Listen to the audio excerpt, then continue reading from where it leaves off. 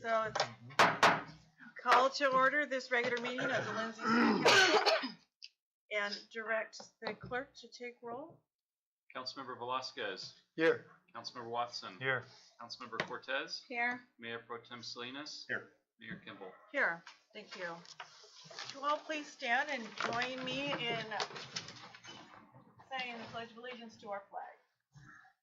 Salute, pledge.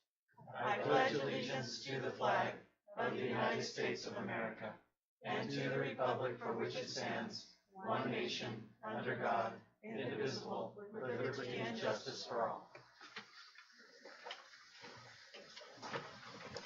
We invite Pastor Gutierrez to come forward, First Presbyterian Church. Thank you for being here today. Thank you for allowing me to be here. Let us pray. Eternal Father, we thank you, Lord, for your blessings and your protection. We pray, Lord, that your hand may be over our community. Watch over, Lord, any phrases or anything that may affect the people of this community. We also pray, Lord, that you shower us with your blessings. And Lord, may you give wisdom to the council, wisdom that comes from above.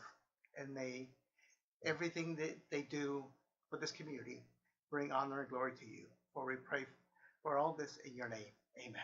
Amen. Thank you very much. Thank you. Okay, our next item is public comment period. The public is invited to comment on any subject under the jurisdiction of the Lindsay City Council, including agenda items other than notice public hearings. Comments shall be limited to 3 minutes per person with 30 minutes overall for the entire comment period, unless otherwise indicated by the mayor. Would anyone wish to address the council? Mary? Good evening, ladies and gentlemen, City Hall, City Council. My name is Eric Sinclair. Sinclair Dino Gasoline, Sinclair Broadcast Group, Inc. One of the things that I felt, you know, I've one of my cousins had said to me, keep it local, cousin, and that's what I'm gonna keep it. I'm gonna keep it local. I've been noticing there are a lot of stress that's been going on here in the city, and one of the stresses is between the Wellness Center and the McDermott Fieldhouse. A gentleman, Clint, he's running both of them for about 2 years. He's been doing a great job here in the city of Lindsay, and I for one don't want to see him ever leave this city. He's been doing a great job, and continue. Thank you. Thank you. Anyone else wish to address the council under public comment?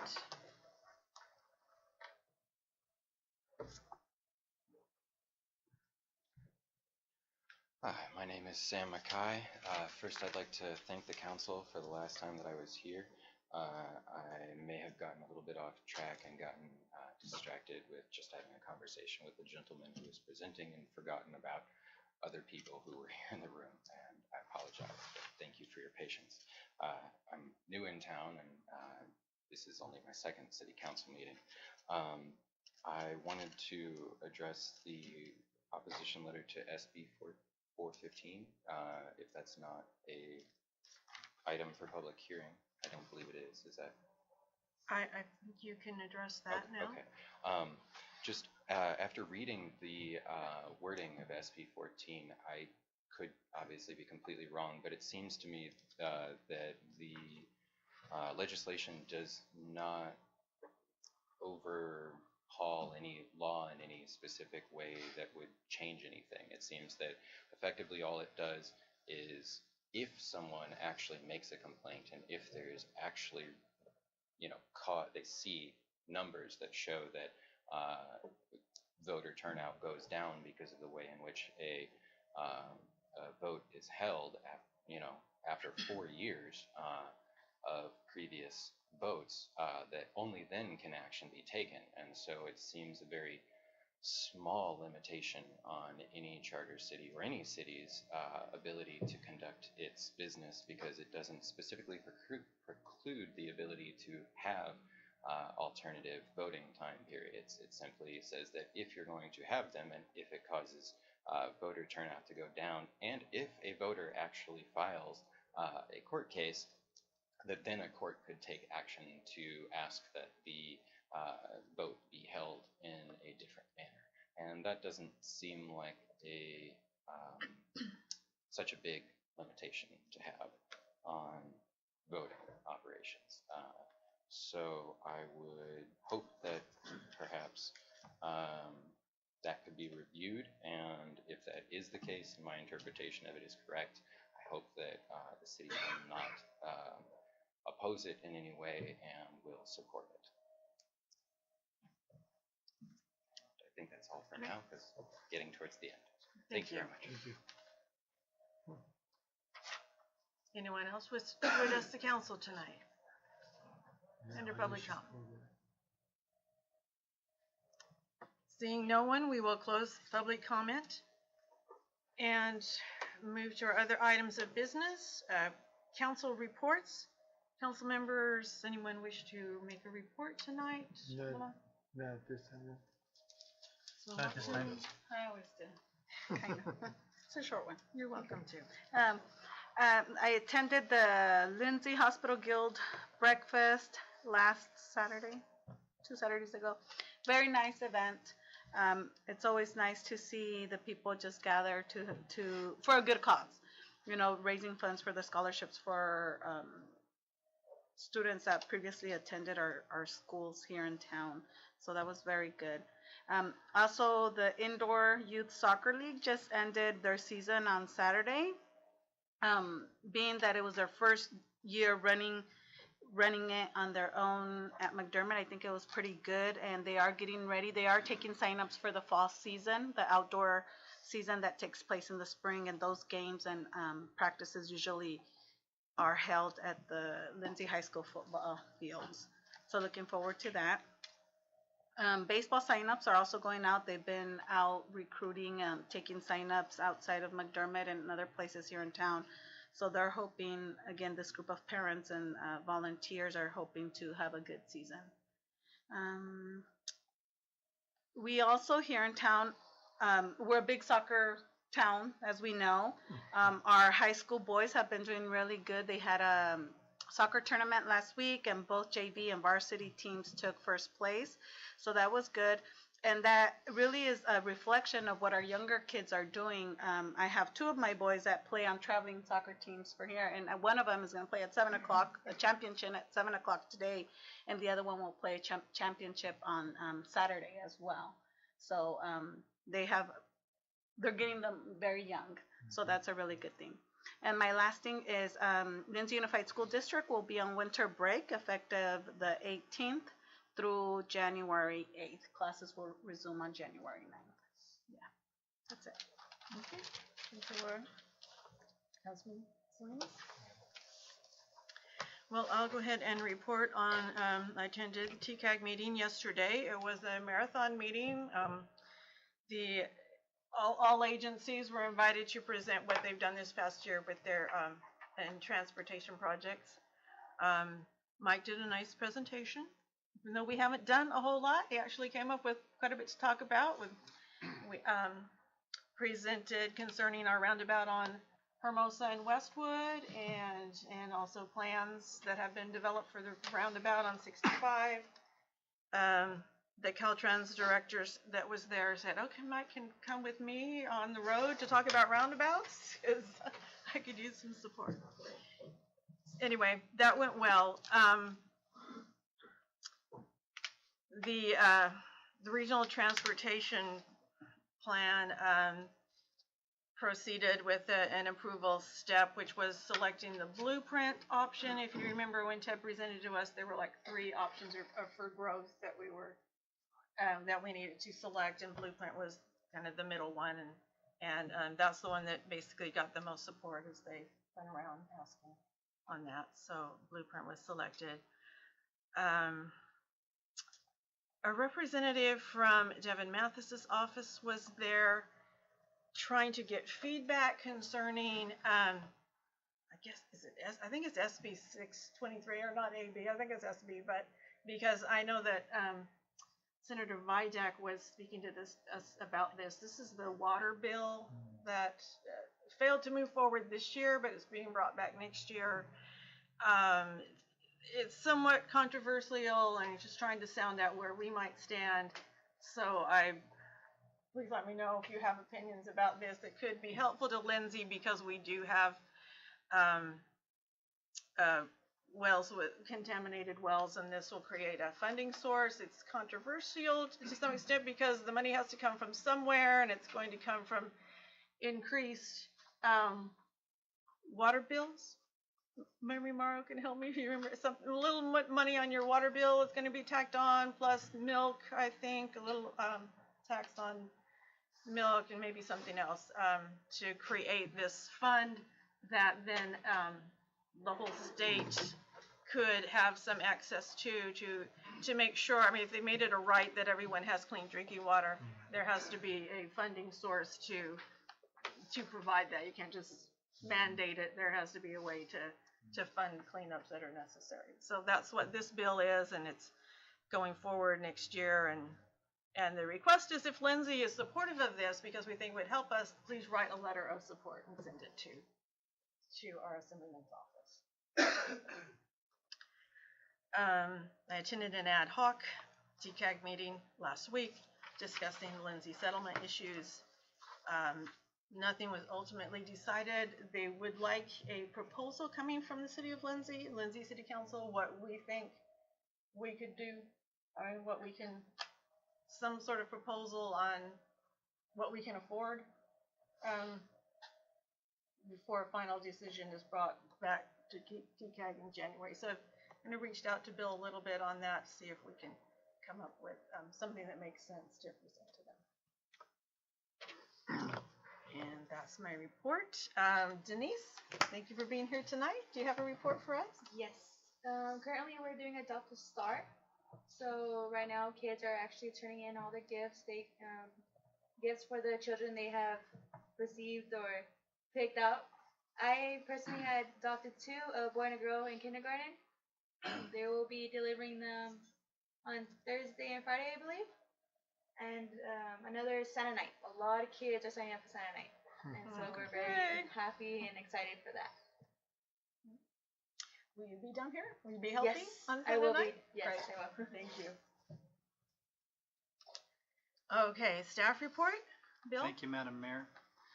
We'll start off with chamber events. Friday will feature the Parade of Lights. Participants will gather at the Memorial Building at 5:30. And they'll go through town, finishing by City Hall. For the best decked out float vehicle, there's a $250 prize. That's pretty exciting. That'll be followed by Santa Night, happening at the Police Bay, put on by our Police Officers Association.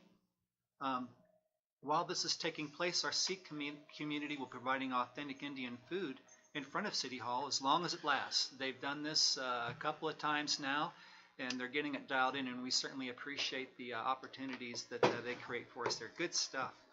And as an aside, staff will be closing Gale Hill between Honolulu and Samoa from 4 p.m. until 10 for safety's sake for the kids that will be lined up out there. So we just want to put that on people's radar.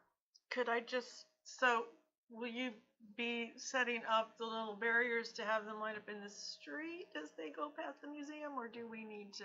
We provided barricades, and then I think Gary provided some of the candy canes action in front of the museum. I know we try to kind of Push them off to the street.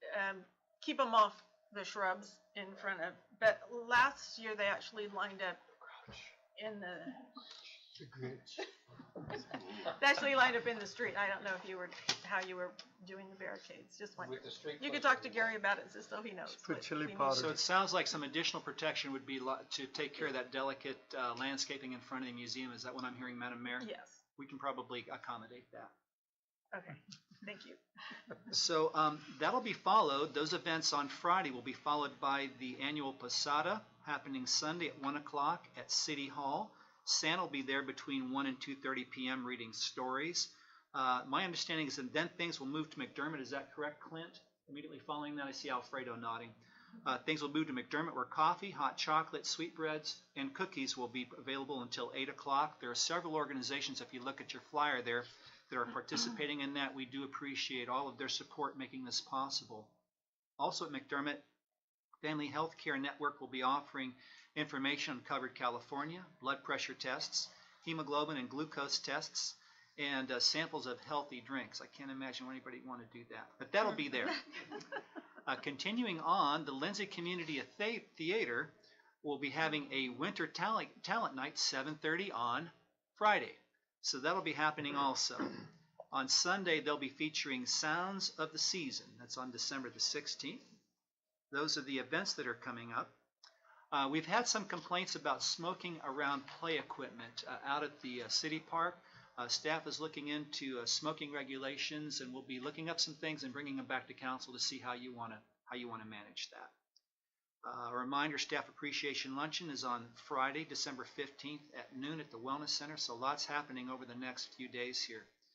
City Services held a public meeting at Jefferson School on December the 5th related to the proposed intersection improvements at Hermosa and Westwood. We had 23 people show up. We had an English presentation and a Spanish language presentation, well received. We have recorded the questions, comments, and concerns. They will be part of your council packet when you review that via public hearing on January the 9th. A second public meeting will take place at the Wellness Center on January the 4th at 6 p.m. We'll get that out there. We'll get it out on Facebook and so forth. We're going to refine the presentation a little bit. Mike and I have been working on this problem for about 11 years. And so we've had lots of conversations back and forth, lots of input. We have to remind ourselves that not everybody's been involved in this conversation this long. So they have some concerns. Why don't you put a traffic light in there? Why don't you put a four-way stop in there? So we want to make sure that we address all the potential solutions and what's good and what's bad, and also highlight what it is we're trying to achieve with this. So that'll be the focus at the next meeting, and then when we bring it before you officially for the public hearing, we will address all of those different issues, and with the questions, comments, and concerns, and so that council can make an informed decision at that time on the 9th. Utility systems, water demand is consistent. Things are going fine there. Wastewater, we're doing some repair to the oxidation ditch pump. Pump number 1, there are 2. So we're doing bearing replacement and testing. We'll have it up and going by the end of the year. So just a few days on that. A pump at the Hickory Lift Station for wastewater has been ordered. There are 2, as one of the original pumps is out of order. We've been talking for the past couple of meetings about flashing beacons, the lights at school crossings. And so those are being installed now. Stanford Mid-Block is done. Hermosa and Bella by Washington, it's done. Sequoia Avenue, Monte Vista Street by Roosevelt, done. Honolulu and Learning Lane, it's done. Westwood Avenue at Kern for Jefferson is done. Remaining is Westwood at Tulare Road. And then we'll see if this is the appropriate thing to do at Westwood and Hermosa or not. We're going to hold off on that a little bit as this thing moves forward to see if that's the proper solution for that. Building permit for November, 18 permits issued with a total valuation of $1 million. Fees collected were $28,000, and that's for 4 new single-family homes at Autumn Hills. And so we ought to just about have that fully permitted by now, or we still have... There's still plenty left. Good. So don't be the last one on your block to get your permit for Autumn Hills. And I've got a listing here that I can send to council related to maintenance update. 6 water leaks repaired, 15 dead meters replaced, 15 utility service requests, 132 sewer manhole inspections completed, which is a good thing, 14 general service requests, 60 utility turn-offs, 55 utility turn-ons, 2 new water meters installed, 42 new signs installed, 2 signs repaired, 116 square feet of graffiti covered, 379 linear feet of yellow centerline painted, 2 new street signs installed, 5 signs repaired, 2 engineering work orders responded to. That's city services. McDermott, the therapy pool heater has been replaced. It is up and it is working. Finance, just for your radar, we're considering a request for proposals for banking services just to ensure that the costs and levels of service received are competitive. We've been with the same institution for a long, long time, so every now and again you need to go out and take a look again to ensure that things are going properly. And I know council is aware, we have recently lost a longtime city engineer, friend, mentor, colleague, Jim Winton. His funeral will happen on the 18th at 2 p.m. Veterans Memorial Building. I intend to be there. I imagine Mike will be there as well. Porterville Veterans Memorial Building. In Porterville, yes. His presence will be missed. We know that his office, his family is looking at whether they're going to sell the business to another engineering firm. In the meantime, I've instructed Mike to prepare an RFP for city engineer services. And I just have one question for Mayor Pro Tem. How many lights are we up to now, Mayor Pro Tem, for repair replacement? Almost 200. 200 lights that you've done out there. That is awesome. That concludes my report. Thank you, Council. Thank you, Bill. Any comments or follow-up? Any of our reports? Okay. We'll go on then to our consent calendar. These items are considered under one motion unless someone would like an item pulled for further discussion.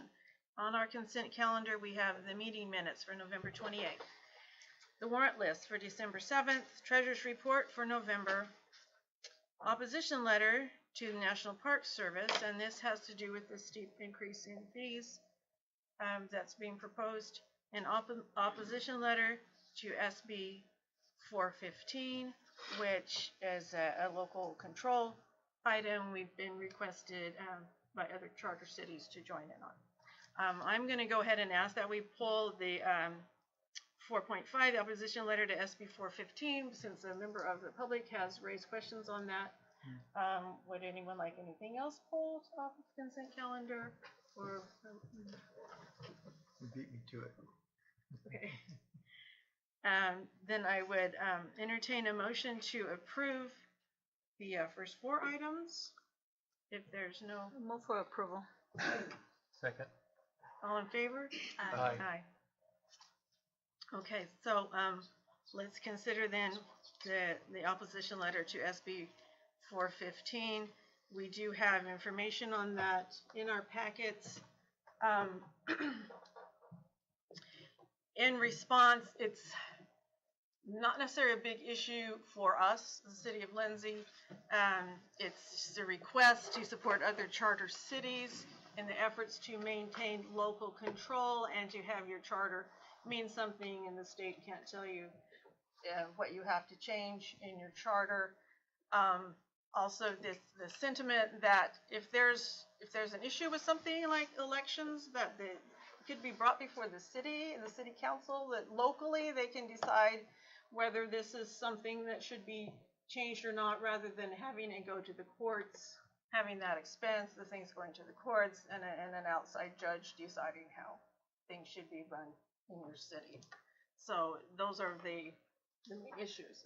Any discussion on that? It seemed like, reading through it, that it was more of whether or not we can hold a special election. Really? Yeah, I think that's really the case, where they're saying, you know, they want you to run the elections as much as possible during the general elections, or the, you know, the June and November elections. Is that what you understand? Yeah, it appears to be And so specifically they're, about elections and when you can hold them. what's that? Yeah, it's about when you can hold special elections.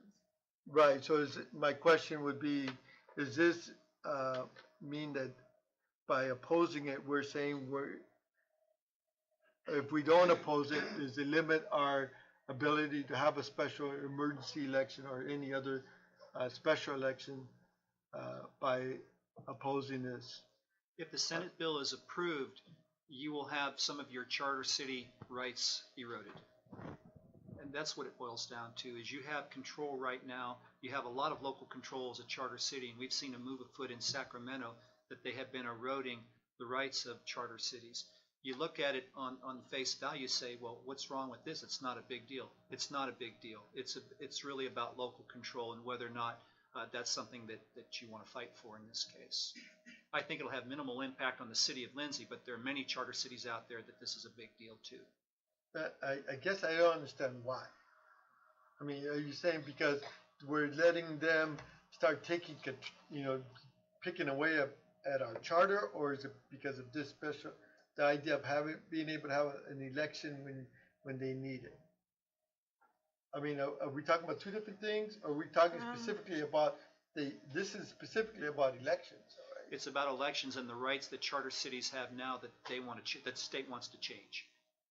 And the rights are that we can hold a special election. We currently have our elections marry up with national elections. Right. We do them on schedule. There are other charter cities that do not. And the concern from the state is that you have an underrepresentation coming out for these special elections because you're not electing the president or a senator or something. Right. So there are great arguments on both sides. I think for our standpoint, the only dog that we have in the fight is that we are proposing that we retain local control. We're not arguing the concept. We want to have as many people come out to vote as is possible. But, it's where do you draw the line in the sand related to local control when you're a charter city? So, for example, with our special election on Measure O, if this bill is passed, we would have had a much more difficult time bringing that to the public in June or, well, whenever we did, versus What is the having to question? Do you wait. have to wait a year for the national election, or can you, if you need to have a special election, can you have a special election? Yeah, that's what I'm. Go ahead.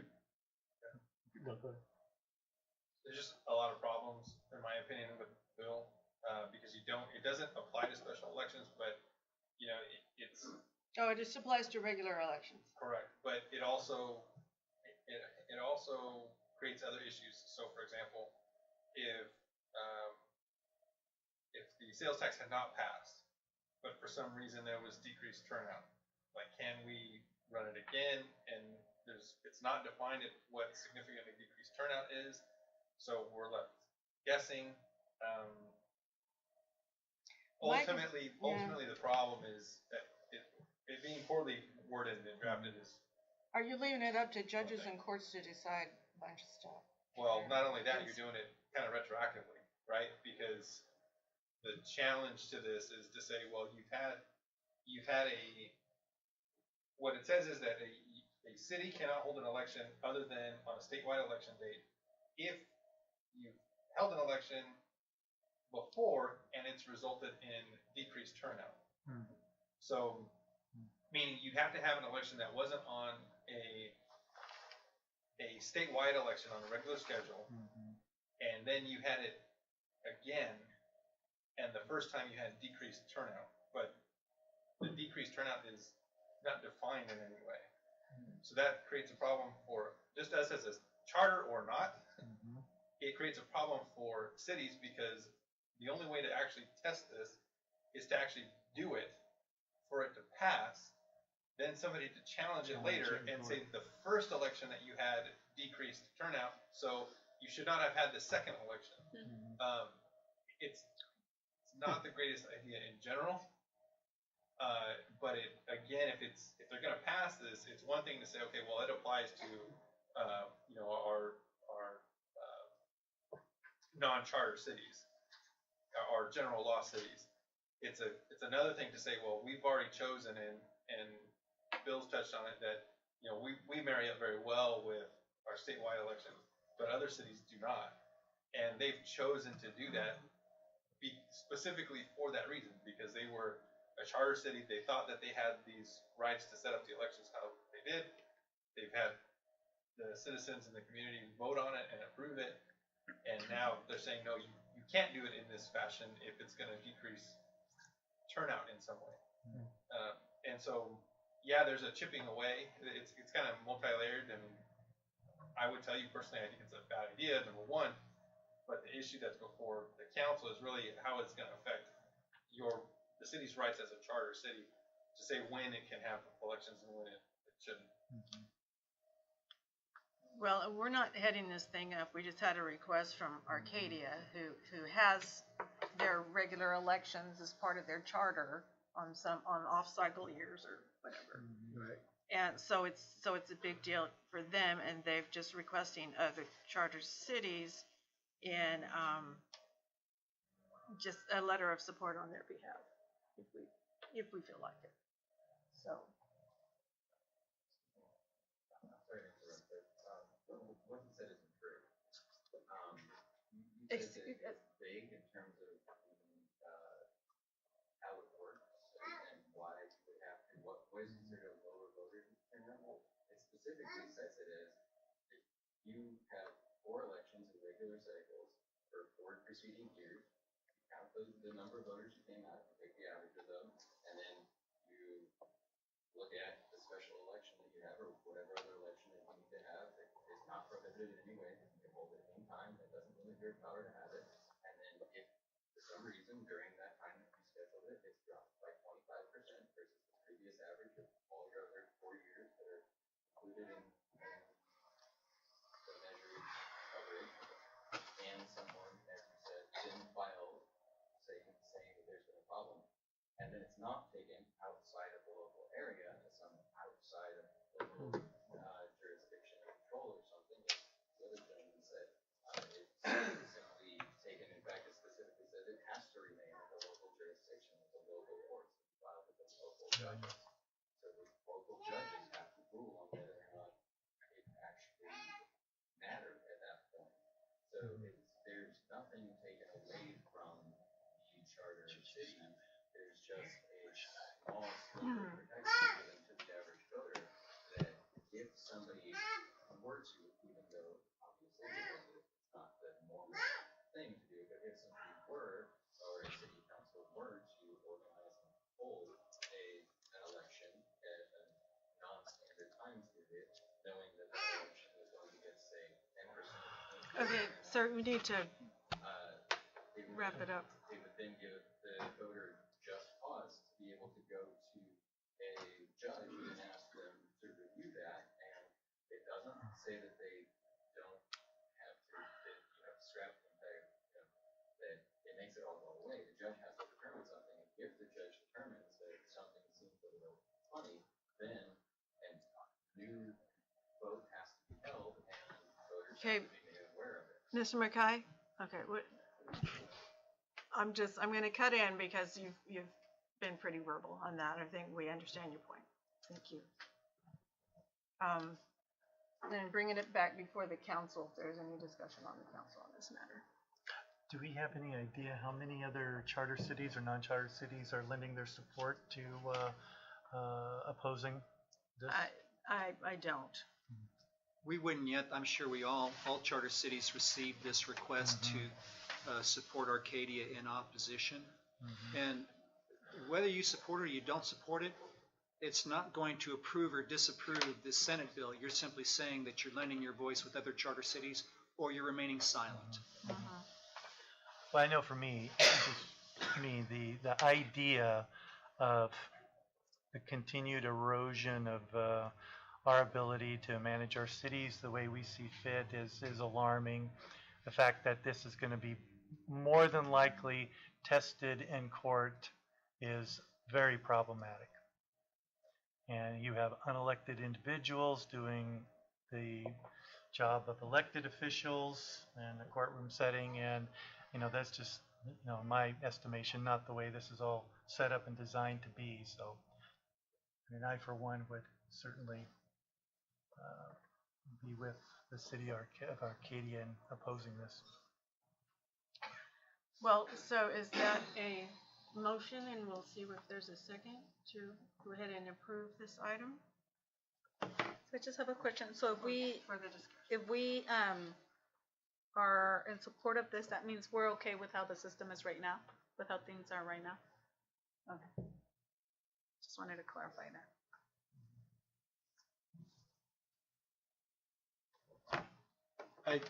I just don't see a need for an opposition letter, but Okay, well, Second. Sure, yeah, I'll put forward the motion that we send a letter of support to City Arcadia opposing SB 415. A letter of support for their efforts in Right. challenging SB 415. 415, yeah. Is there a second? I'll second. Okay, I guess it's just it's Roll call. not a roll call or a roll call? Okay. Councilmember Watson, Aye. Councilmember Cortez, Aye. Councilmember Velasquez, Nay. Mayor Pro Tem Salinas. Aye. And Mayor Kimball. Aye. So the item passes 4-1. Next item will be a public hearing on a proposed ordinance 561, a use addition to highway commercial zoning, to the highway commercial zoning district. And this will be presented initially here by Brian Sponhurst. And after the presentations, then we'll open public hearing. Madam Mayor, I'd like to introduce that. We've been working with Assistant Planner Sponhurst. We've actually had a conference call with the proponents of this. And so what you have in front of you tonight is the proposed amendment to the municipal code to add sports complexes and sports facilities as a conditional use to the highway commercial zoning district. The proponent will be here tonight to give you a presentation. You will not be voting on whether or not you want to see that happen. It's simply whether or not you want to see the inclusion of this use within the highway commercial zoning district. Thank you. Okay. Thank you, Madam Mayor and Council. I'm going to jet to the top here and we'll review this project. As Bill stated, it's a proposed addition to the list of conditional uses in the highway commercial district. So what you will be, the request is to add specifically the language of sports complex and sports facilities under the conditional use permitted list. So that would basically give permission for an applicant to seek permission from council to develop one of these items here in a property that's zoned as highway commercial. This is not a request to approve a site plan itself. That would come later down the road pending tonight's decision. Tonight's decision is a discretionary request. Council may approve the request, approve it with modifications, direct staff to provide additional information, or deny the request. Here's a zoning map of the city of Lindsay, and I've highlighted all of our highway commercial properties here in Lindsay. The request tonight would technically be adding permission to develop a sports complex or sports facility in any of these properties throughout Lindsay, pending conditional use approval. And wait to see a little better. The applicant has a specific site in mind for their purposes. It is the site here on the northwest corner of Hermosa and Highway 65. They're particularly looking at the eastern, roughly 7 acres or so. While, as I mentioned tonight, is not a site plan approval, they are interested in conducting a site of around 25,000 square feet for their footprint. And so just for representational purposes, I plotted that on there just to give some scale as to what they're possibly proposing, just for us to reference, really. For our staff analysis, a use of this nature, it's very similar staff finds to the existing McDermott Fieldhouse. That is our opinion here. And with that, it's hard to tell if a use of this nature will tap into what's possibly an already tight market, or if it's meant to draw from a larger market. And so it's kind of difficult to determine if this is going to assist in the existing facilities we have here in Lindsay or deter from that. And the last thing we really want is it to bring one or both of the facilities to failure. And the last item here for our analysis is that this request, it does have the potential to conflict with the objectives identified, some of them identified by council, and the ones identified were to nurture attractive residential neighborhoods and business districts. If one or more of these is to be developed and then fails, it may lead to blight here within Lindsay. The second objective is to stimulate, attract, and retain local businesses. This is kind of an either-or situation. You can either stimulate and attract a new business, or you can try to help retain an existing one. It's one of those, catch-22s where we won't really get to have both. And the last item is to advance economic diversity. In staff's opinion of them being similar to existing McDermott Fieldhouse, it's not really going to add to the diversity here in Lindsay. And so that's our opinion on the analysis. Our recommendation based off of that is that we've all heard about the recent developments related to McDermott, and in honesty, just haven't been much time to determine whether or not what the status will be of our existing facilities. We don't know if one sports facility can be supported, much less two or more. And so because of that, we recommend that this request be denied, at least until it can be determined that more than one sports facility can be supported in Lindsay. And so really to help us determine a little bit more about that, the applicant has asked to share a few words, and we asked him to go ahead and come on up tonight and help us determine that as well. So I'll pass the tag over to Gordon and his associates, and then we will jump back here to council for any questions that we can address.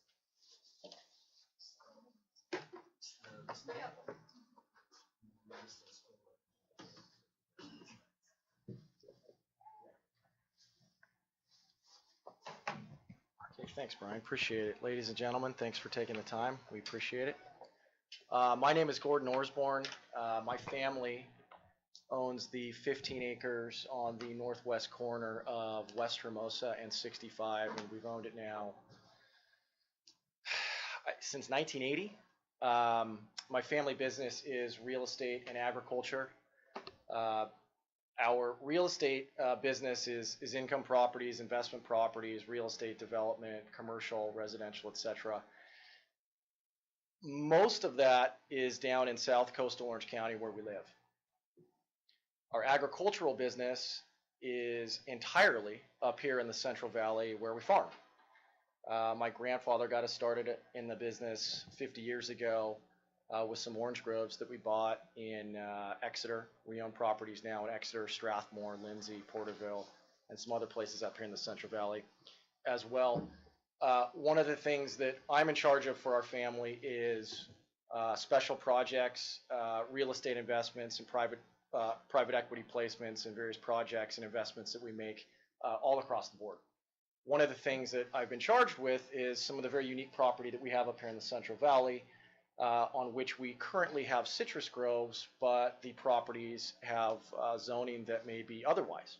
One example of the 3 properties we have like that is over there on the northwest corner of West Hermosa and State Highway 65. We've always, well, not always, but for the last 15 years, we've been looking at ways that we can develop that property. It's sort of a dream of my dad's. He's getting older, and so he sort of handed the dream off to me, and I've been working on it for quite some time. We'd ultimately like to see, and this is our value proposition to the city, we'd ultimately like to see a multi-phase development there that would be a retail center, okay? The trick of that, however, is twofold. One, you don't just determine that you're going to build a retail center, right, and do the off-site developments and contribute the capital and then sort of cross your fingers and hope for the best. There's a right way to do it, and there's a bunch of wrong ways. So what we want to do is we want to determine and identify an anchor tenant for the space, and we've been working on that for 15 years now. One of the problems that we run up against, as you guys I'm sure are aware, is that regional and national anchor tenants are in short supply, and if you interview 100 of the real estate directors at those organizations, 100 of them are going to say, okay, well, what is your 3 and 5 mile radius captive retail trade population? And if the answer isn't at least 100,000, they say, well, thank you, we appreciate it, maybe you should contact a smaller player and start that way. Well, we're not going to start with small players and then try and build towards an anchor tenant and a modern state-of-the-art retail center. It just doesn't work that way.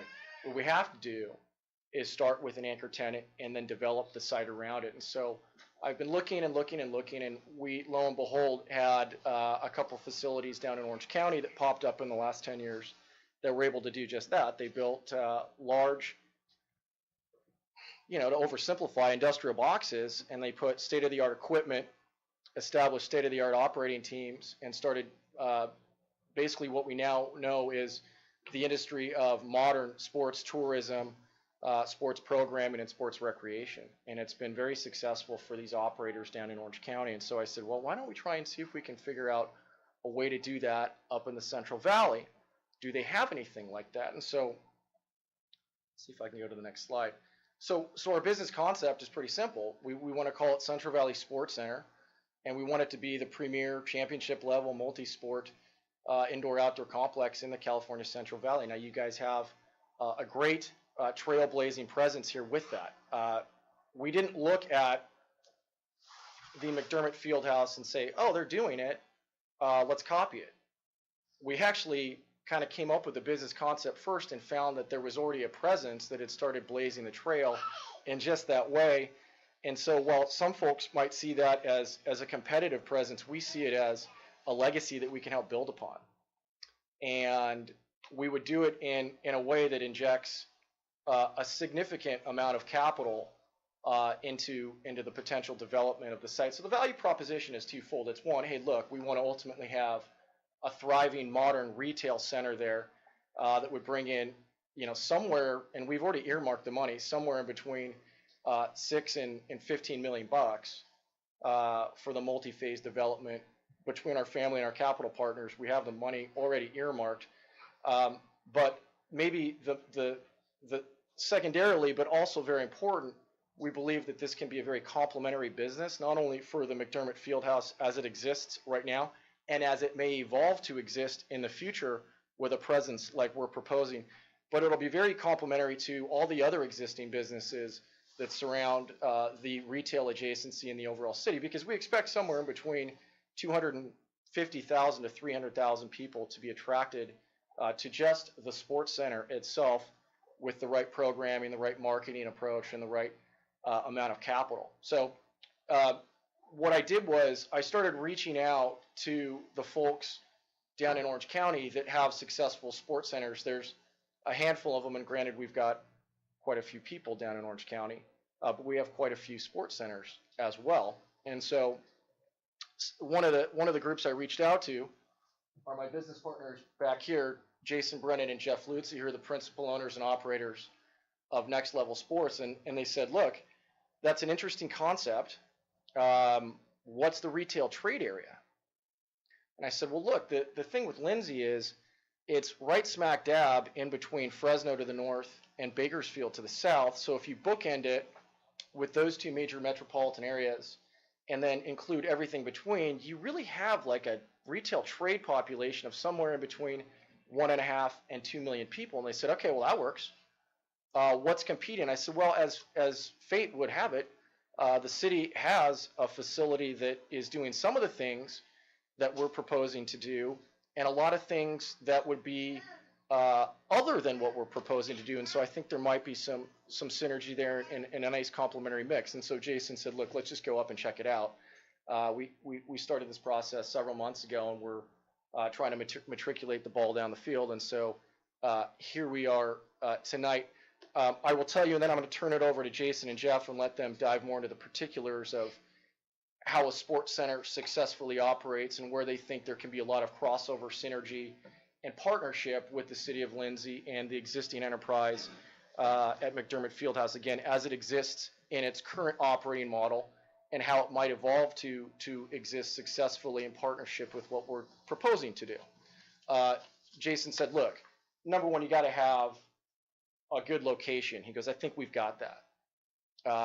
The retail trade population is certainly big enough between Fresno and Bakersfield. He said, second, you've got to have precise building specifications, okay? The floor plan, the design, the queuing, and it doesn't start when you walk in the doors, it actually starts outside where are you located are you on the corner of Main and Main, or are you mid-block in a residential district or something like that? You've got to have the right floor plan, the right layout, the right queuing, the right revenue model. He said, you also have to have a lot of money. And I said, well, we're good there. You know, between ourselves and between our capital partners, we've got the money to do all the programming, which is expensive, all the marketing, which is enormously expensive, to get the right equipment, to upgrade and maintain the equipment, okay? And then, of course, to have skilled labor, because it's a specialized model and you need people that are well-trained, as you guys know. And that takes time. You have to invest into that. He said the fourth thing, he goes, and he says this is part of number 3, but you got to make sure you've got the right equipment, because if you don't have state-of-the-art equipment, and for FF&E, PP&E, whatever you want to call it, is you're going to have a much harder time than you think attracting the highest level of participation from the biggest clubs, the biggest tournaments, the biggest private contractors that are coaching their leagues and their clinics and things like that. And then he said fifth, really, and this is the most important part, is you have to have the right operating partner, somebody that has experience, that's experienced and overcome the many pitfalls that you're going to experience along the way, and who has a track record of success in operating a very specialized and unique business and operating model. So look, you know, if you've got all 5, you've got a pretty good chance for success. If you don't have all 5, it can be awfully challenging. He says, so look, if you've got 1 through 4 up there, that's great, but without number 5, the experienced operating partner that really knows how to handle and has a roadmap for success in mastering this particular model, 1 through 4 aren't going to get you very far. So we feel like, at least conceptually, we've got all 5 of those boxes checked off. What we don't have is the ability to build that. And so without that type of a anchor tenant, we would probably have to look elsewhere for our future development plans, and we would probably take with it the $5 to $10 million that we have earmarked for the project. So we'd love to do the project here for a number of reasons of our family's real estate holdings. The northwest corner of West Hermosa and 65 is the ideal place. You've got great retail adjacency. You've got a pretty decent traffic count, actually, at that corner. We had it at somewhere in between 20 and 23,000 daily average. And you have a decent, immediate retail trade population in the city here. And equally importantly is you guys have, again, blazed the trail with your project and your enterprise over at McDermott Fieldhouse, which we very much want to participate with. And we're very confident we can help economically and strategically. So with that, I'll turn it over to Jason Brennan, Principal Operator at Next Level Sports. All right, thanks for having us. So here's kind of a map of a general facility type layout that we would use. If you notice that, I think we would do a more skewed towards soccer in this area, and we've looked at that quite a bit. Some indoor-outdoor space. The space that was identified earlier was actually a little on the smaller side. I think we were double or triple that size as far as what we wanted to do. But I want to address the McDermott thing briefly. Is that we're not really in the same business as them. I mean, we're in the sports tourism, high-level training, bringing people over from China, bringing in the Lakers. I mean, like big-level stuff that's not limited to doing that sort of thing in Orange County, because we want to put together this, this sports tourism, which I think we accounted for several, generally several hundred to several thousand beds at a bunch of local hotels per year. We're bringing in people from 45, 50, 60 miles. We talked to a volleyball club that trains at McDermott tonight. They travel to our facility 2 or 3 times a month during volleyball season because there isn't a facility up here. It's the future of where this is going to go. As most communities have overbuilt their park areas and done things to really take away the youth sports world, these facilities are working in a number of places. And there was a book written a couple of years ago, The Most Expensive Game in Town, which identifies youth sports as a $4 billion industry. It became an $8 billion industry before that thing was printed. So we really feel like this is the location that we want to be. We want to be in Lindsay. We want to be on that highway specifically because we feel like it's a good artery to some of the larger cities in the area, and we think we can do a lot of good. I read an article from the Gazette a couple of years ago that said that the McDonald's went from a $1 million McDonald's to a $4 million McDonald's. It's a lot of Big Macs. I don't know if that's true, but that's the sort of impact that we have. The Starbucks around the corner from us is up 35% since we've gone in.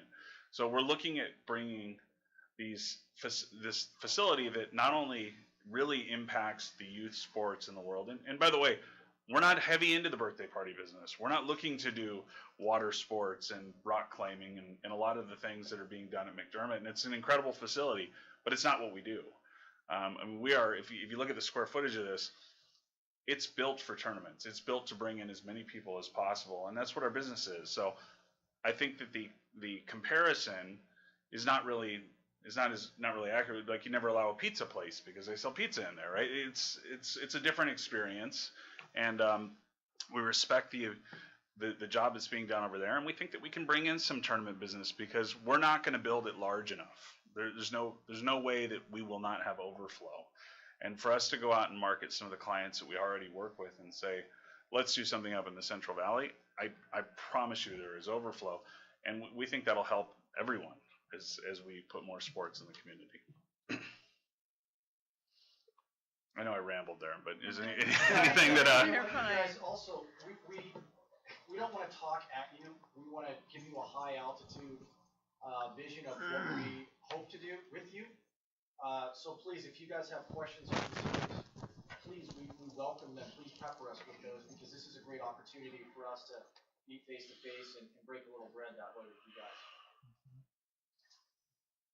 Jason, you mentioned that this was a big point because we were discussing this with Brian and Bill on our conference call the other day.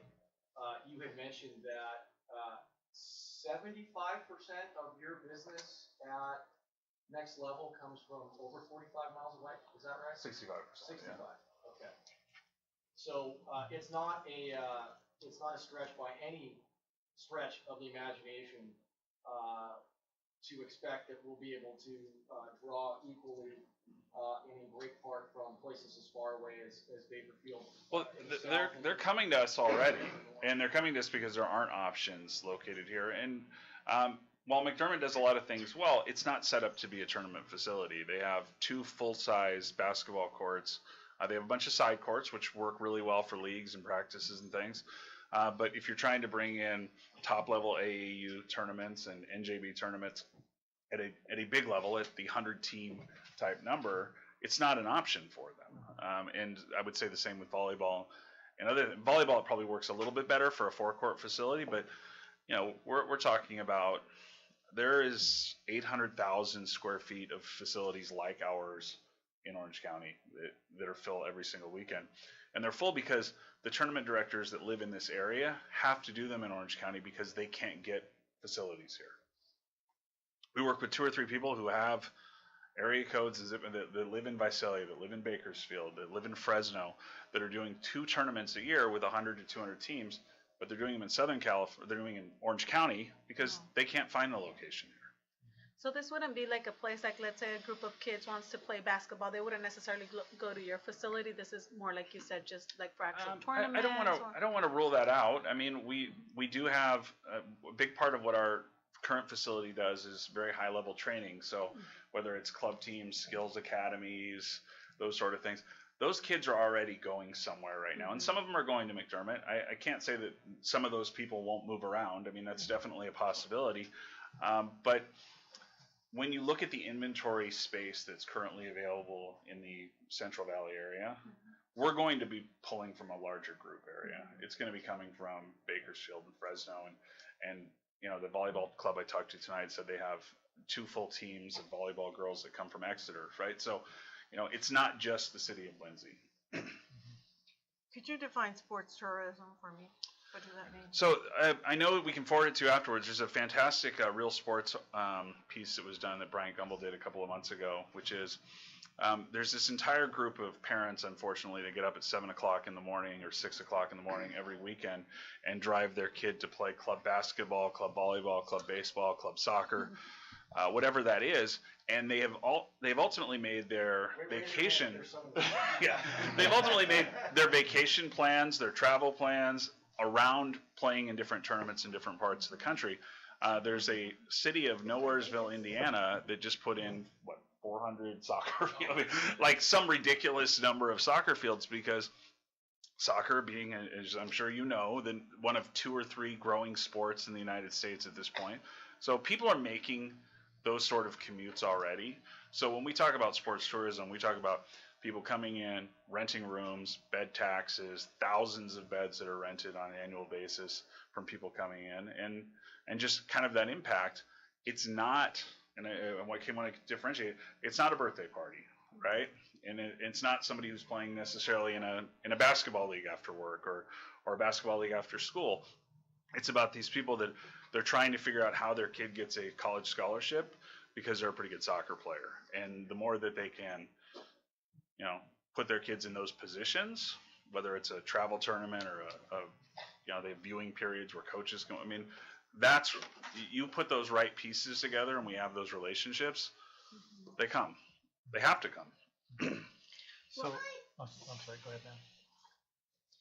Does it matter that we don't have an airport, close by, or? It would matter on certain things. For certain, like I said, we bring in teams from China and Korea and all kinds of places that come in to train with our basketball trainer, and that's a pretty common practice. I don't know that that's a realistic opportunity, but that makes up 1% of the business, right? I mean, I don't think that when you're talking about weekend travel, that's usually somebody who packs up the Suburban, packed to the limits, and they drive in, they play their 4 or 5 games, they stay at a hotel one night, and then they're back home Sunday night. There are certain times of the year, holidays, summer and things, where it's a little bit longer, but I don't know that that's a reasonable first couple of years expectation anyway. So, does the fact that we have a very limited number of motel rooms, so does that be a deterrent for individuals making the trip up here? So it's not a deterrent for individuals making it because, like I said, most are coming from 45 miles. You don't have to have a hotel room to drive 45 miles. Yeah. You could be coming from Bakersfield, right? Mm-hmm. So that group and some of these larger trade areas that will ultimately be the primary users of the facility, they're kind of at that level anyway. They're driving farther now, right? So maybe their requirement for a hotel room is because they're driving past you, right? Right. What about the footprint will be how many square feet? I think that, and we still have to work that out. I would like to see an indoor-outdoor type of space that potentially had, some smaller futsal-side fields, not quite as large as the ones at McDermott, so you can get more games, more 5-on-5 type stuff. With that, I think 65,000 square foot building is probably somewhere in that range is ideal, and we maximize it with courts and fields. Will the outdoor fields be natural or artificial turf? The trend is artificial at this point. And we like that for a number of reasons, for maintenance purposes. I think it's become much safer in the last several years. I don't think that we would look to do natural grass at this point, but having some space outdoors also brings, flag football and a number of other things that are difficult to do indoors that you can do outdoors. What about the popularity of the extreme sports, the Ninja Warrior, the Mud Runner type of thing, and like that? Is that what you have specialists equipped in that kind of training, or not so much? That's not really our business model. I'll tell you that Disney is spending $1 billion on their run programs because it's outside of soccer, pickleball, and running are like the 3 sports that are growing on a national basis. So, I don't think it's a bad business model to incorporate some of that stuff. And when you have the amount of space that Gordon and his family have, maybe it's something that they want to look at. But I mean, we're looking at more, run-of-the-mill standard sports at this point. Okay, thank you.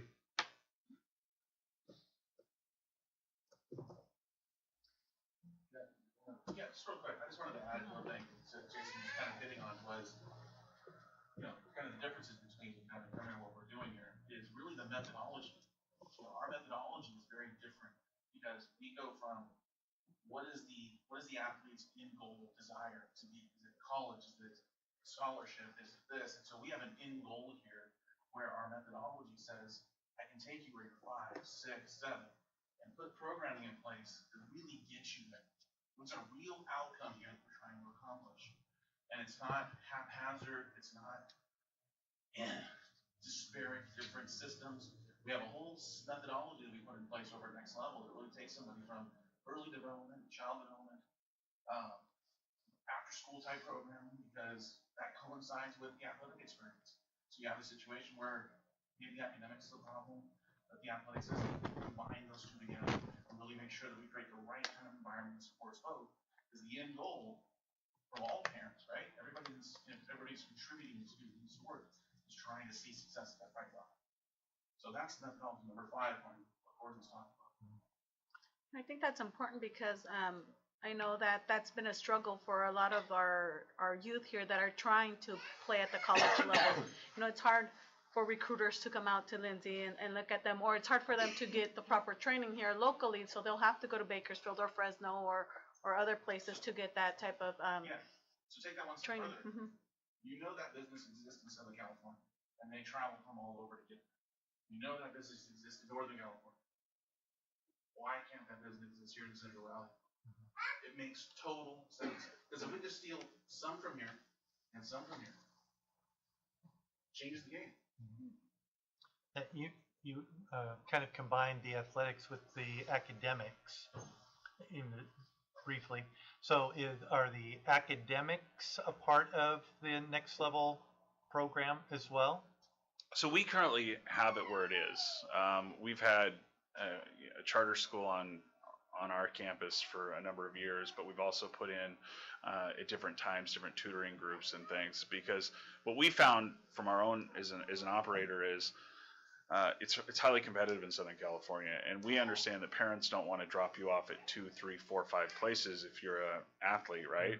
So if we can drop you off and you get your physical training, your mental toughness training potentially, or your tutoring and your skill development all in one place, well, that's fantastic, right? We have a 100,000 square foot box. That's how we separated it out.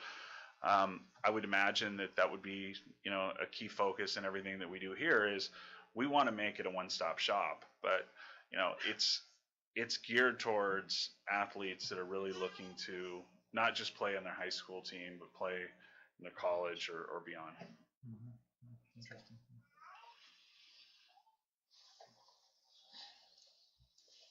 Alrighty, well, with I promise I'll shut up. I just want to make 3 quick points. I'll be succinct. One, the Sports Center model is unique, okay, because it's a destination. So we don't need to dedicate the 2 or 3 or 4 acres on the hard corner of 65 and Hermosa, or side saddle along 65 and Hermosa. We can actually stick the Sports Center at the back, okay? And what that does is it brings another 250, 300,000 people there on an annual basis, and we've got all the prime retail real estate still available for other tenants that might want to come set up shop. Okay, so you can put, I'm making this up, right? I don't know, but we see it in Southern California all the time. You've got the drive-through Walgreens or Rite Aid on the corner that's paying you $3 a foot, triple net, and then you've got the juice bar, you've got the fast food and the family restaurant and the coffee shop. So it is actually the ideal anchor tenant to turn that piece of property into a modern, state-of-the-art, thriving retail center. The old adage of all ships rise or all ships are lifted by the rising tide is very, very real there. And then lastly, again, McDermott Fieldhouse is a great facility that's put Lindsay on the map, and it is something that we really believe it's a legacy that we can build upon and create a synergistic relationship with. McDermott Fieldhouse does a lot of stuff that we will not do. And when we're bringing in 300,000 people, that's 300,000 families and kids that, hey, look, they got to do something in between games. They're here all day, all weekend. Why don't you just take a little skip across the street and look at the suite of offerings that they have available at our partner facility at McDermott Fieldhouse. So we can definitely help significantly, both economically and strategically in that regard. We'd be happy to co-market, co-brand, co-sponsor with McDermott where it makes economic sense.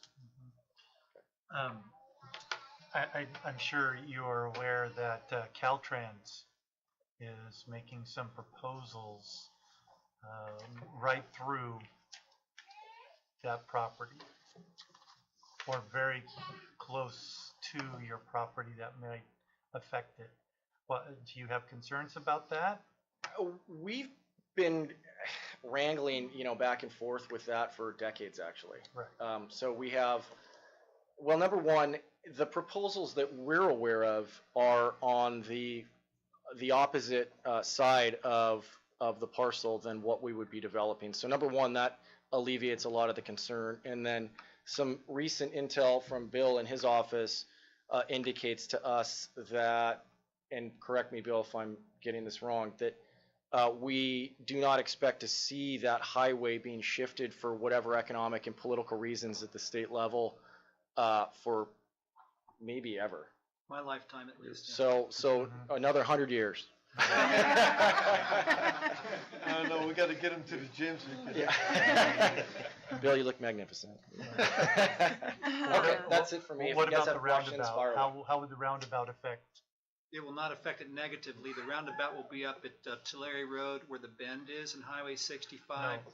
Yeah, so north of this property. North of this property. Mhm. So the existing Highway 65 would provide long distance access to it. From a retail standpoint, it is very well located. Mhm. Very good. Okay, thanks, ladies and gentlemen, we appreciate it. Unless you have another question. No, just make a comment. I mean, McDermott is the big issue for us and concern. I mean, you're saying some good things. If it could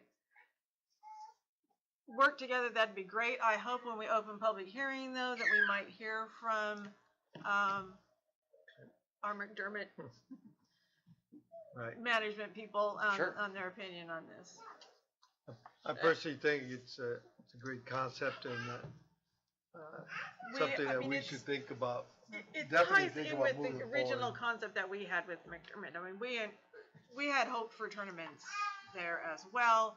Give people things to do while they're at their tournament, have these other items, and that may be a big part of the business model going forward. I don't know. It's a really tricky model to master. Again, you've got to have the right location, you've got to have the right building specs, and you guys, I want to commend you, and I'm not blowing smoke here, you guys have done a fantastic job with the resources that you have, and in a lot of ways, we believe firmly that that legacy is something that we'll be able to build upon and help create sort of a renaissance and an evolution for what you guys are doing at McDermott.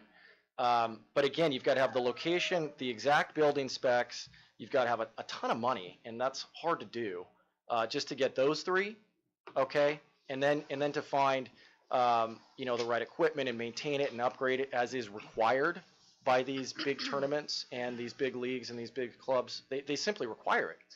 I think, Gordon, one of the biggest differentiators that allows you to do tournaments is you have to have the inventory space, and for you to have, you can't run a tournament with 2 courts, you can't run a tournament with 4 courts. You could be a partner facility in one, but we talk about bringing in 100 teams on a particular Saturday and Sunday, and that could be 2,000 people, right? You start with grandparents and everything else.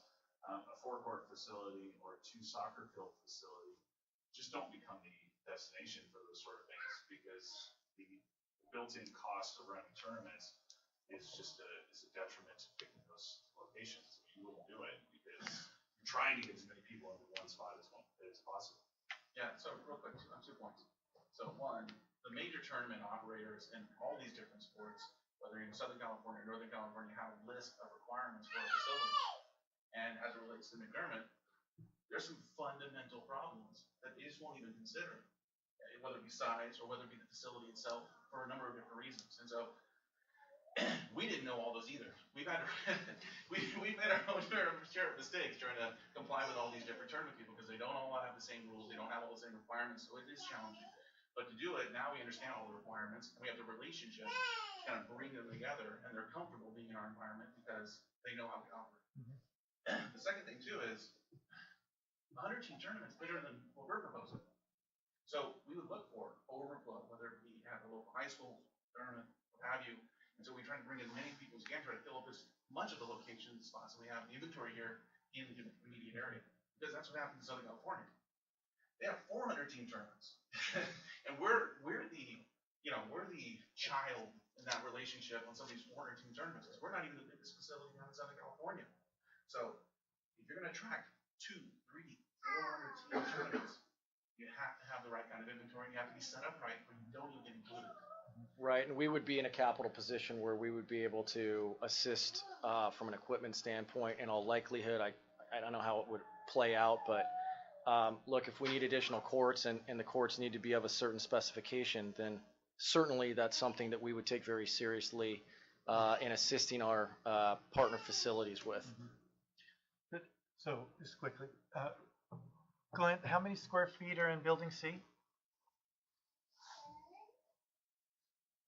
Approximately? Probably, yeah, just subtract it, probably looking about over 120,000. So, if you were to convert that, for example, let's just say that a partnership arrangement came about, and you wanted that 100,000 square feet to be able to accommodate 200, 150. So what would you, with your expertise, be able to come in and say, okay, we take this 100,000 square feet, remove the soccer field, for example, put in what? Just for example. Is Building C where the rock wall is? Yes. And, so, I mean, I think that... Just hypothetically. Yeah, so I think converting that to all entire courts and removing the courts on the other side, because those aren't really viable options, I would have to pace it off, but I would imagine that you could put in 6 courts over there just by eyeballing it. That starts to become a small tournament facility opportunity. That's going to be $700,000 though, in order to put wood floors in there and hanging baskets and all the other stuff that would be going there. It's a ballpark, but I don't think I'm too far off. So if you started moving all that over there, the biggest issue that I see with McDermott as being a facility for that is it's a great family entertainment center, and I think that our goal would be bringing as many people in that use the family entertainment side of it and not necessarily focus on the sports side. I saw something that said 11% of the budget is used for tournaments. Well, that's not what it is, right? So it's a birthday party, it's a family entertainment. They have a sports component to it, which is very helpful. But in its current state, it probably needs close to $1 million to get to where it's a legitimate tournament facility. And the soccer stuff, I think the fields are too big. Personally, I think you could do some changes with those and get more people playing on the course of the night and being able to have more rental opportunities. But it's going to take. You have to move everything over here. You have to put over here, and you have to put some structure to it because the problem with it from a tournament perspective now on the basketball side is there's not a flow that works with the rest of the facility. If you have it over here and then you also put some stuff over here, it becomes a challenge as far as how you charge people and are you charging because the tournament director, the guy who wants to run the tournament, believe me, he wants a lot of the money that comes in from him bringing 100 teams together. So you need to make sure that McDermott gets paid. It's actually better to have the majority of those people want to go to McDermott as a family entertainment center and not necessarily as a tournament director site because then they're forced to spend there. I would imagine the average spend on a arcade or laser tag or wave pool thing or whatever is probably in the neighborhood of $10 to $11 a kid. Just knowing from my own son, right? So, you funnel a lot of those kids in there, and that's not I love that model. I love that redemption model and everything associated with it, but that's not what we can't. We tried it. It's not something. If you're doing that, you got to do that full time. Right. Okay. Cool. So that's sort of a strategic pivot that we would be very, I think, well positioned to help with. And so you guys were all we were all thinking in the right direction. And that's awesome. You know, it's something that we think we can, again, build upon that legacy and complement in a lot of ways. The envelope you were working with, it very challenging to repurpose a packing house. My family actually just sold our packing house to Porterville Citrus, and nobody wanted to turn it into a family entertainment center, but Porterville Citrus bought it from us. So I don't know if you've ever heard of it. Golden Valley Citrus was our business. So we just sold that, but we still own all the acreage, so we're still Central Valley farmers as well as surfers from Southern California. Thank you. Thank you. Thank you. All right, so I think we're ready to open up public hearing now.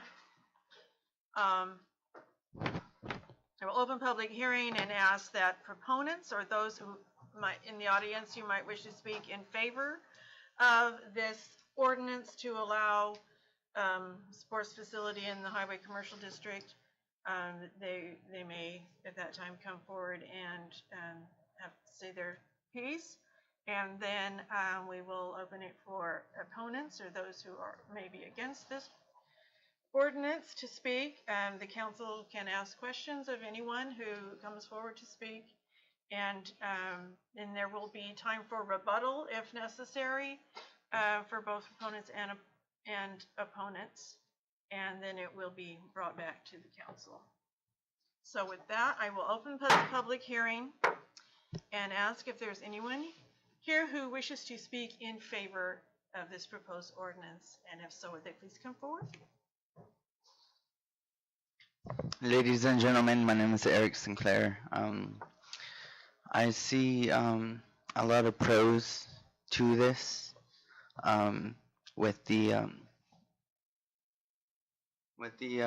blessing of all the people that are running the McDermott Fieldhouse. We need, as a city, there needs to be more money within the McDermott. More things that need to be brought up to date, whether it's strategics and anything that can help it grow. You know, our city's growing. And if we have the means for monies from outside sources come in and still keep it local within this state of California, I don't see anything wrong with it. So I'm for it. Thank you. Anyone else wish to speak?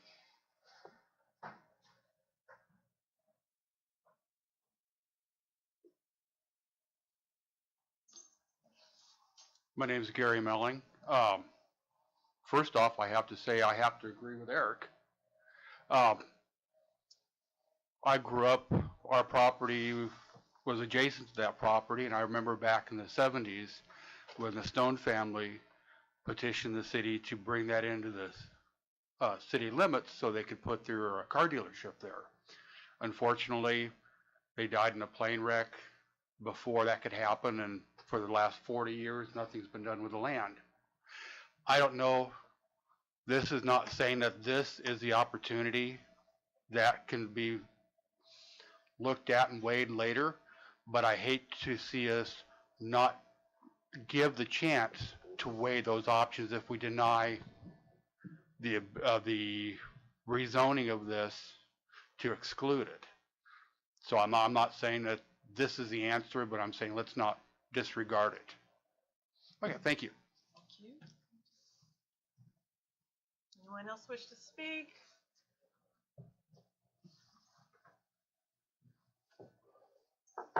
Hi, Sam, and I didn't want to be, well, I'm for this, the idea of expanding the zoning. I think that's a very good idea.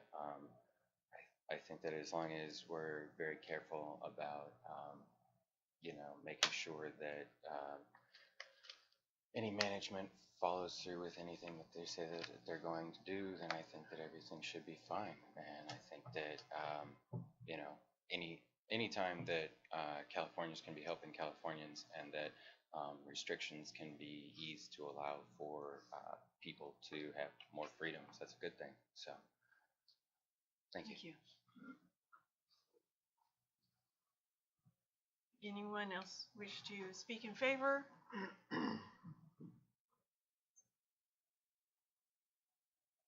Seeing no one, would anyone wish to address the council in opposition or with concerns?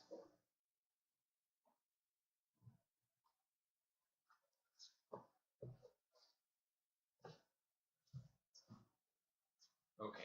So I'm not sure whether I have concerns or I'm in favor or against or what I'm Well, at that's right now. why I So threw so out I'm the here right now concerns at your just in invitation, Mayor. I'm here. So there were a few things that come to my mind. Obviously, as we're very invested in the success of McDermott, and what this could potentially cause. I mean, the positives and the negatives. I think there could be some positive potential for McDermott because sports are not a huge component of what we try to do there, but they are still a component. And as the gentleman mentioned, it's maybe only 11%, but it does actually feed into our concessions revenue and entertainment revenue and those other things that are important to us there too. So that 11% translates very quickly into 20, 30, 35% of the revenue there at McDermott because they're connected, and it does connect very, very closely to weekend revenue. We have about 14, and granted they're not that level tournaments. We have about 14 volleyball tournaments scheduled this year, and we have probably about 10 basketball tournaments that we expect during this year as well. And so that fills up quite a few of our weekends, especially about half of the year. And they're certainly not large scale, 30-court tournaments. They're 4-court, 2-court tournaments, which are typical of Central Valley. If you guys are following your kids around, that's typically they're using Clovis gyms and getting 2 courts here and 2 courts here, and that's how they put the tournaments together in the Central Valley. I mean, I for one would love to. I've never had conversations with these gentlemen, which is kind of odd since it sounds like they've been doing a little bit of research on McDermott and have a little bit of connection there. I think that would be an important step for us to determine what exactly is going on. Not that they need to talk to me or permission from me or anything like that, but I would have thought that they would have talked to us at some point regarding that if they're serious about it. And also, I mean, I'm seeing the pictures of the facility, which are really nice, but I would think that they'd want to create something more specific to what we're providing here too. Just kind of the next steps, like what is it that their specific plans are, so especially since they're asking the city council to make some zoning changes as they relate to the property, just knowing that there's some skin in that game a little bit. And then I guess my big question is why. I mean, it sounds so familiar to what you've probably heard 10, 12 years ago as McDermott was coming about, and the things that were coming about. It sounds a little bit, I'm assuming, like deja vu in some ways. And so, like, why is and not that we necessarily want to be skeptical, but why would a private organization want to come and invest many millions of dollars and then continue to invest many millions of dollars, and do those numbers even add up? Frankly, when it comes to the end of the day, if you put I don't know how many millions of dollars it takes to put it in, but it sounds like it's going to be a substantial investment. And how does that investment come back to that entity? So just kind of understanding some of that. But mostly for me, it's questions. I'm not necessarily opposed to it. I think it could be a very good thing. It'd obviously be a wonderful thing for Lindsay if that were to transpire just the way it was explained. But I do have a lot of questions. So that's it. Thank you.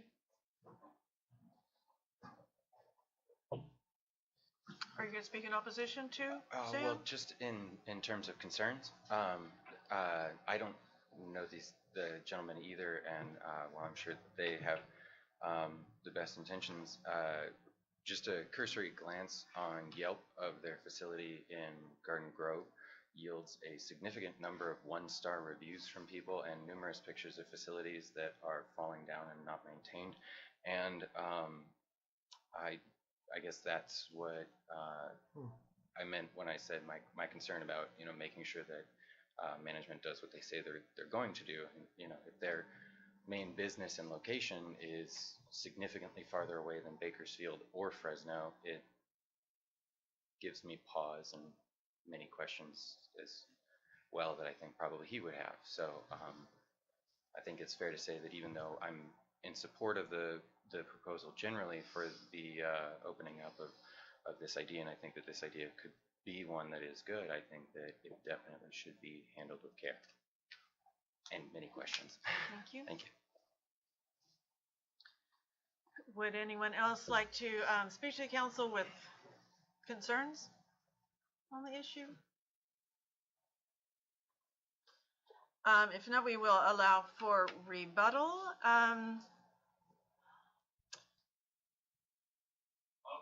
If you wish to address any of the questions or concerns that were... Yeah, no, I'm gonna address a couple of things. Obviously, and I apologize. I reached out to Alfredo Velasco several times, so I don't. So I called you earlier today.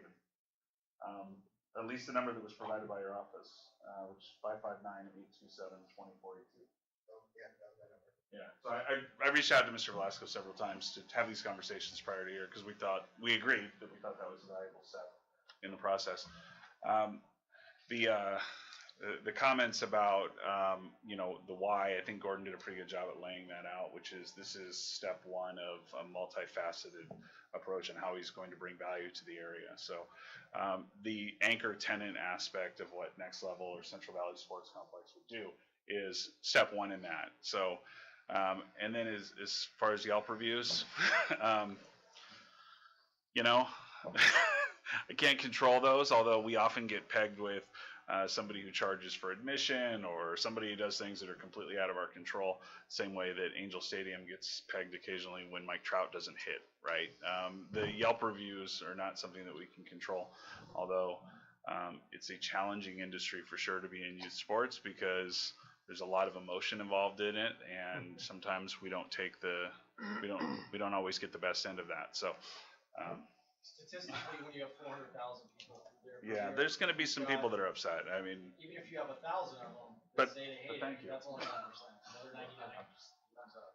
I would think that if you look at the sports conference, I mean, we get a lot of the same kind of reviews across all different sports complexes. People have varying different perceptions of, you know, what the environment is supposed to be like. So I think if you look at it in the aggregate, we rank probably higher than most.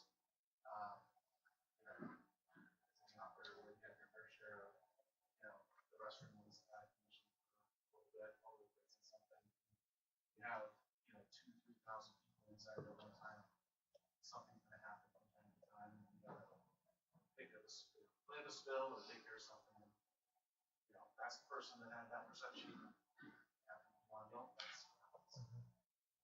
So I have no rebuttals for anybody.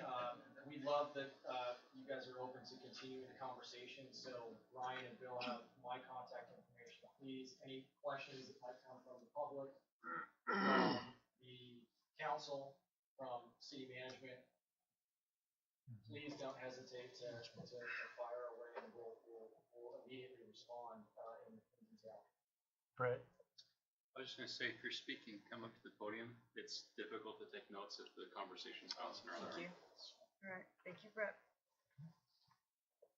Anyone else wish to speak in rebuttal, for or against? Additional conversation?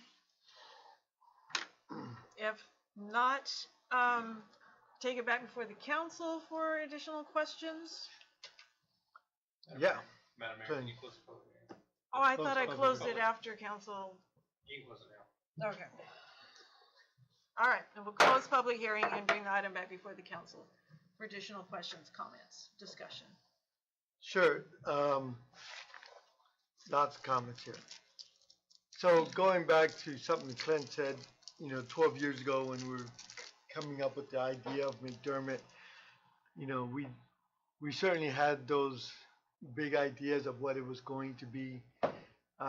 I think if we had the 5 check marks that he presented, I don't think that we had all of those checked.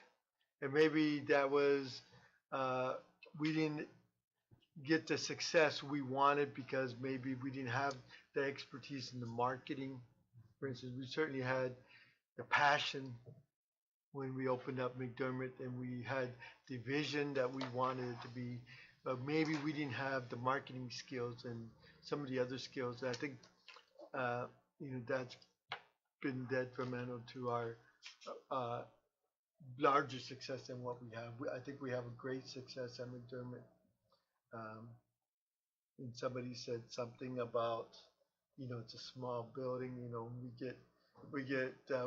We've gotten bashed so many times for it being so big, and then so it's kind of neat to hear somebody say that it's a small building. I recently did my bio again because they were asking me for a bio for our website, and I was looking back at some things that I wrote back when I first ran some 17, 20 years ago or something, because I'm an old man. And one of the things was creating a community that's diverse. We had freezes, we were just one. We were packing houses and oranges and citrus, and that was it. We wanted to create diversity, and this is part of what that does. And it kind of really fits in what my vision of what our community is. And also, back then, and is still now, is creating a community that is recreation and fitness related, and part of going back in my history, building a facility for our youth and building swimming pool and all those things that we actually accomplished. So this really fits in with what my vision were then and is now. And doing some of the research that I do a lot of data, statistical information, and I always look at the community numbers, and our community is very young as far as family members, right? And so, I think 26 to 35 is kind of like really at the high population in our community, or even, and so it kind of fits with that too. I think it's really important that we tie these things together, though. I would hate to see a facility that all of a sudden you have you see this in other communities all the time. They create another market, another plaza area, and then the old one, everybody moves over there, and then you have empty buildings. I think the idea of marketing McDermott and this recreation, this sports complex for training, and then having the ability to say, hey, come here in the off time. And I can see that happening because when I go with my grandson to go watch him or go take him to practice, the first thing I want to do is get the heck out of there, because I've been there for already 2 hours with either coaching or being involved in, I've coached volleyball in that facility, I've coached soccer in that facility, and so, the last thing I want to do is kind of hang out, tell you the truth. And then there's other times when I want to go and hang out, and I'm not coaching, I'm not part of the, that bigger picture. So trying to figure all those things together and making that work, I think, the idea right now is talking about rezoning and doing that in order to get it to the next level. They're still going to be required to come to us with the planning part, what we're going to require, how is it going to work with us and our community as a whole. So with all that, I certainly am in favor of the rezoning to get it going to the next level. I mean, there's no doubt that from a small city perspective, that what you're proposing is just phenomenal. I mean, what other small communities, rural communities, have this type of opportunity? But at least for me, I would want to make absolutely sure that there is some sort of a partnership arrangement with McDermott to make sure that that facility succeeds as well. Because I think the complementary idea of the family entertainment, when between the tournaments and things, that could be a really positive, but going to have to see something concrete to make sure that that happens. But I mean, your concept of using the next level as an anchor to induce the Walgreens, the whatever, it's an excellent idea. And so it has a lot of positives, but McDermott's been here long time, and there's a lot of blood, sweat, and tears that have gone into that facility, and we cannot have that fail, at least from my point of view. Brian? I just want to say I'm excited that, that investors are interested in Lindsay. Like you said, how many small cities can say, oh, people are looking at us to do something like this. And like Brian just said, I think it's an awesome opportunity for our family entertainment center, and then this other complex. I think they would go hand in hand and work very well, because that's what, sorry, I'm a soccer mom, so I have to bring that up. I mean, we are limited here. Despite the facilities that we currently have, we're fighting for the park sometime. We're fighting for the fields out at the high school. It's hard to sometimes get a hold of them, because sometimes we're setting up games from 1 or 2 days in advance, because we don't know who's going to play, because we have to, there's so many factors that have to be taken into consideration. So I think this is just another opportunity. And like Mr. Mailing said earlier too, this gives us the potential, and like mentioned too, for other tenants. I would love to see a Jack in the Box. So something like the other drive-through fast food restaurants, or sit-in restaurants, something, an Applebee's That or would be something nice. like that, that we can also have here and attract those commuters, those 20,000 people that are passing by here daily. So again, like Councilmember Esteban said, this is just for zoning purposes. So there's a lot more conversation that needs to happen, but I'm excited. That's 20,000 cars. Now, there could be more than That's one true. person per car, so Exactly. you're thinking, Yeah, you're talking that's 30, true. 40,000. I was kind of set on my ways before you guys got here, before I heard from you guys. It was nice to put a name with a face and be able to hear your guys' spill. Being here at the same time as Pam and Esteban when McDermott was, brought to light, that was a big deal in our life, in the city of Lindsay. So to make sure, like Laura said, that we make sure that they're a part of it. It's always going to be high on the council's agenda, because that needs to pan out. It's just the way it needs to be. But hearing from you guys, it changed my whole outlook on this whole thing. I think it's going to be actually beneficial to McDermott, because, like Esteban was saying, we're lucky that we live in town when we're going to see kids, because we can go home. But these other parents that are coming for these tournaments, what's the best thing they can do? Go to McDermott, or for the most part. I mean, that's a mile down the road. Or do they want to go to Visalia? Or want to go to different areas?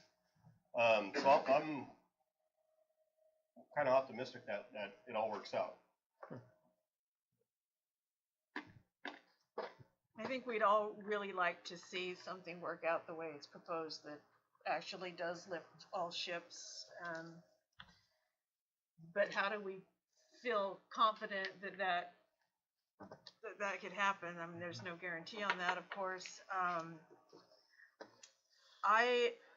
Just a question, how soon would you be proposing to build this if it was rezoned for you? Yes.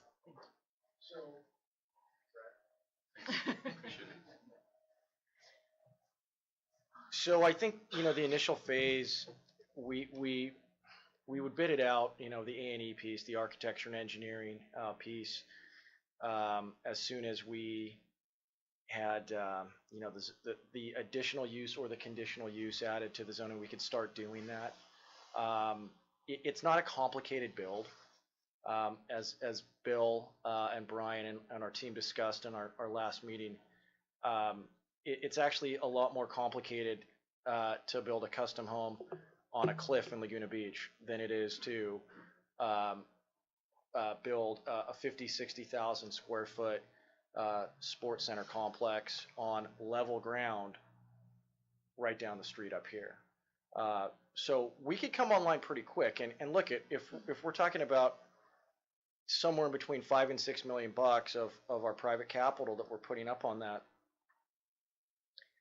you know, our family, our partners, our investors, they want yield and they want return on their investment, right? So we don't want to rush by any stretch of the imagination, but we want to be expedient. So, you know, I think from breaking ground to opening our doors, I think we're looking at 12 to 18 months on sort of the very ambitious side. I think 24 months is conservative. But as Jason and Jeff will tell you, we can begin marketing and programming well in advance of that. And we can actually use McDermott as staging and what other technical term you called it when we were talking about it? We would hit the ground more than running, right? And that's why what you've done at McDermott is such a valuable piece of the overall component. Let's just say that we're successful with our enterprise and you know, all ships are lifted on that rising tide. Then the city of Lindsay is going to be in a really fortified strategic position. What we would do with what we're calling Central Valley Sports Center is build a gigantic moat around what you have here, and really forever entrench Lindsay as the epicenter of sports tourism, sports recreation, sports training, whatever. Whereas right now you guys are vulnerable because this model could look, I'm not saying we don't want it, we want to do it here, but we could, or somebody else could do the same thing up in Visalia, and now you had a problem. Why go there? Let's just do it here and get it done right forever. What a cool legacy. You know, my dad, my grandpa actually 50 years ago started buying those orange groves up here, and we still have them today, and they were the economic springboard for everything we did down in South Coastal Orange County. All the real estate that we own down there that's become crazy. We owe it all to the citrus groves up here, and we still have them today, every single one of them. So.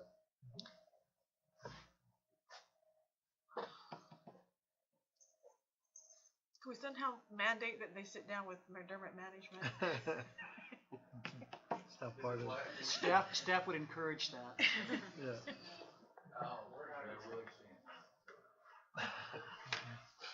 That's key.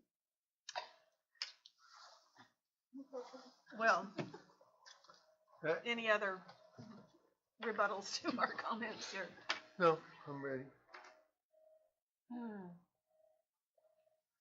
Are we ready, or are we?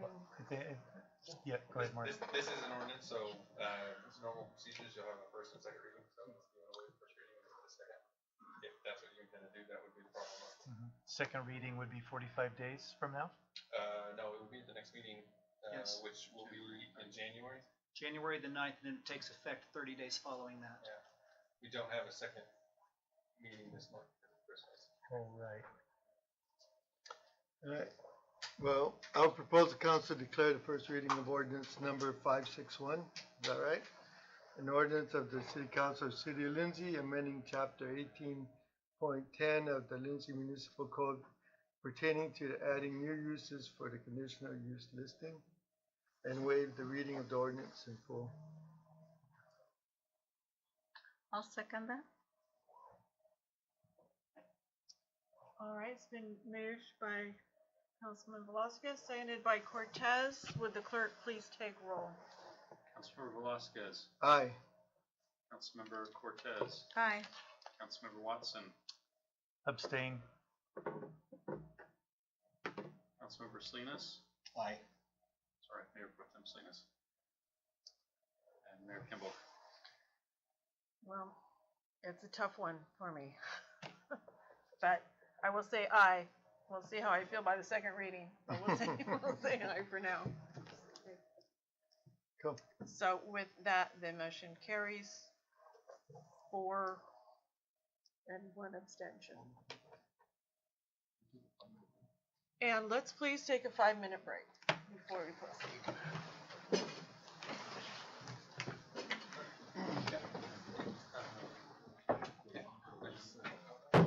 Okay, we are reconvened. Thank you. And moving on to our next item, which information item from Finance Director Brett Harmon. This one is far easier. So, All right. So thank you, Mayor Kimball and Council. This is an informational item only. There's no action required by Council on this one. The Finance Department maintains consistent office hours from 8:30 in the morning until 4 o'clock in the afternoon, being open to the public Monday through Friday, with the exception of 2 days a month where we're open until 5 o'clock.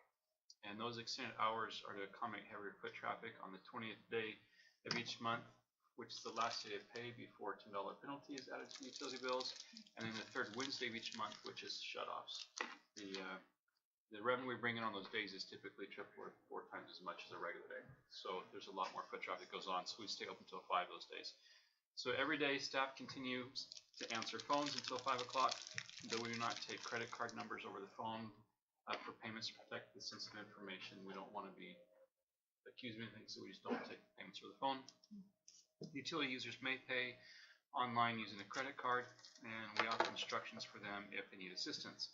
So staff must comply with workplace laws related to break frequency and length and maximum hours an individual can work before he or she must take a lunch hour. And so we stagger our lunch hours to allow the office to remain open between the 12 to 1 regular hour. With reduced staff in the department, we often are left with 1 employee. Particularly if I'm called off to me, we have 1 employee in there during that hour, and it makes me nervous having the money transaction going on and an employee there that has no means for help if something were to go wrong in that circumstance. So, the lunch hour foot traffic is not really measurable. It's not heavier during the lunch hour than any other hour of the day. And so beginning January 1st, 2018, the finance staff will observe a common lunch hour of 2 to 1. We'll have the office closed and then reopen again at 1 o'clock. This will allow sufficient staffing in the office when money is exchanged for utility payments. Does council have any questions about that? That was 12 to 1 on 12 the to lunch 1. hour. You'll see you'll be closed from 2 to 1, 12 that's a long time. Oh, right. So, Yeah. 12 to 1. Okay. Yeah, I think as long as we publicize it well enough, And we it'll will be take a doing little that. time. There's Yeah. a spot on the utility bills where we're going to add a sentence to say notice our new hours, and then we're going to take over one of the bulletin boards outside. They both kind of become cluttered with, for sale, whatever. We're going to dedicate one. This is city business only. The other can be for public use, and we'll have another large sign out there that says January 1, we're changing hours. So expect that. my only concern was if there was somebody who needed to come in on their lunch break, didn't have other time when they couldn't come in. Is there currently a spot where we can drop off payment? We'll slide them to the door. Just slide it Come in under the the morning. door. There's an arrow. That would be me. I know there's Well, no everybody arrow, should be or doing is it people online. just I don't used know to what it? the problem You come With in the our morning, new there's website, where's your there's website letters all guy? over the He floor. left us He here. left. I think there's It's still all a online. charge associated with online payment, right? There is, and the city, we're also looking at, this isn't part of this item necessarily, but just for information, that we're looking at doing some alternate pay sites as well, and those would always have a charge for them for the convenience of using those other sites. For those that come in with a check and their slip just goes to the door and we process it when we come in. Do you find the other departments following suit, wanting to say that they're not, there's nobody coming in there and they're gonna wanna take that over with nobody around? Well, the issue is they're handling money without, first off, I like to have 2 sets of eyes whenever money's being handled, but also just for safeties. They're the only ones that are doing it in that situation. Thank you. Thank you. Next, we have Resolution 1747, McDermott Fieldhouse Operations and Management. So, Bill, would you introduce that? Thank you, Madam Mayor, Honorable Council. The McDermott Fieldhouse is an asset to the Lindsay community. It benefits individuals, children, youth, families, businesses, and schools. We've determined that the city of Lindsay is not the best entity to offer and manage that field house, however. City Council previously directed staff to issue a request for proposals for the operation and management of McDermott. Staff issued the RFP, tracked and documented all related activities. As an attachment to this memo, Council will find a report detailing all the steps staff took during this process to alert potential respondents to the RFP. Despite the outreach through various media and directly to companies, brokers, and the recreation athletic center management industry and the public, the city received only one response. They're with us tonight. The good news is that they are eminently qualified because they are current management staff there. They are willing to put some skin in the game and believe strongly enough in McDermott that they feel that they can make it go as a private entity. The company is VAA. It's owned by Alfredo Velasco, Daisy Avila, and Clint Ashcraft. Their experience and entrepreneurial spirit, in addition to meet the RFP requirements, makes VAA Inc. the ideal company to take over operations and management of McDermott. The RFP reviewers and interview participants scored VAA Inc. highly for its experience and likelihood to succeed. We think that they're highly, if anybody can make it work, we believe these are the folks to make it happen. The next step in the process would be to finalize a contract to start on January 1st, 2018. The contract is expected to have a 5-year term with optional 5-year renewal periods. Additionally, VAA Inc. desires to purchase McDermott from the city once they're able to start turning a profit on it, start making strokes to us. They've requested that we would have it appraised, and then if council agrees with the appraised value, they'd have the option to start making strokes toward our debt service that would ultimately allow them to own the facility. And that's something new that we haven't really talked about before, but that's the twist to that. And so the city will assign its service contracts related to McDermott to VAA. Additionally, VAA Inc. is committed to making the transition as smooth as possible. And so you have a couple of alternatives. You can authorize the city manager to negotiate and execute a contract with VAA Inc. You can direct staff not to contract with VAA Inc. and prepare to close McDermott on 12/31/2017, or direct staff to pursue some other path. By contracting with VAA Inc. for operations and management of McDermott Fieldhouse, the city stabilizes its general fund as cost overruns and McDermott pulled resources away from the general fund. The city will continue to provide property insurance since it will continue to own the building. The city will continue to pay debt service lease payments. VAA Inc. will pay lease payments based on annual rent revenues on a graduated scale. These revenues will help provide for debt service, other recreation, or general needs of the city. And we've got comments about, how we've managed to get it. We've talked about it on the radio. We promoted it. It's interesting. It's kind of the opposite problem that the applicants who were just here were presenting. From typically you look at what the concentration of population is around a facility and what kind of revenues it's going to generate. Their model says that they're going to be able to pull people in from those larger urban areas, but that same geography has kept people from wanting to dive into this. So staff, at least, is very pleased that VAA Inc. is willing to put skin in the game and take a risk and keep McDermott providing the valuable service that they currently provide. With that, I'd be happy to answer any questions. They'll still have to carry liability insurance for. They will have to carry liability insurance. They will provide that, and the city will provide insurance on the facility. And they would be our contractor. We've already spoken with Superintendent Rooney that basically they are contracting with the city. They're simply going to provide that service for us. So it should be seamless for the school district as well. How does it affect memberships? It should not affect membersps at all. They intend So to carry does it them go over to seamlessly. them, or does it go to the city? When I pay my membership, am I paying, was the money going to the city? It's ultimately going to go to them. And then It's going to go to them. And they'll have a campaign to reach out to members, but the intent is for people not to even notice. So are we going to get out of the accounting part of it also? So it doesn't come to the city? That would be the desire, yes. Right, so we will be landlords, and the entire operation management is VAA Inc.'s. Okay, so we're not managing the monies on it. Right, we're not paying the expenses, we're not paying the. You're not cutting checks. One's not a big correction, but we actually are not VAA, national giving us correction report. It's actually McDermott Insurance. You have to be VAA now. You gotta change the whole thing now. But now I have to change the ordinance. It was too close to something else. Oh, that exists okay. in California, so they shot us down on that, so we kinda had to make a quick change. But it's actually a McDermott venture. McDermott So, as Venture. amended. It's switched, so it's McDermott Ventures. Yes, and that one is actually. And that's plural, ventures? Venture. Venture, singular. McDermott Venture. Inc. Inc. Inc. or LLC? That's another switch that happened, but it happened. Any other questions? Is that how it reads in the resolution? Does it say BAA in the resolution? So when we Probably. make a motion, we have to amend We it? need to amend the resolution.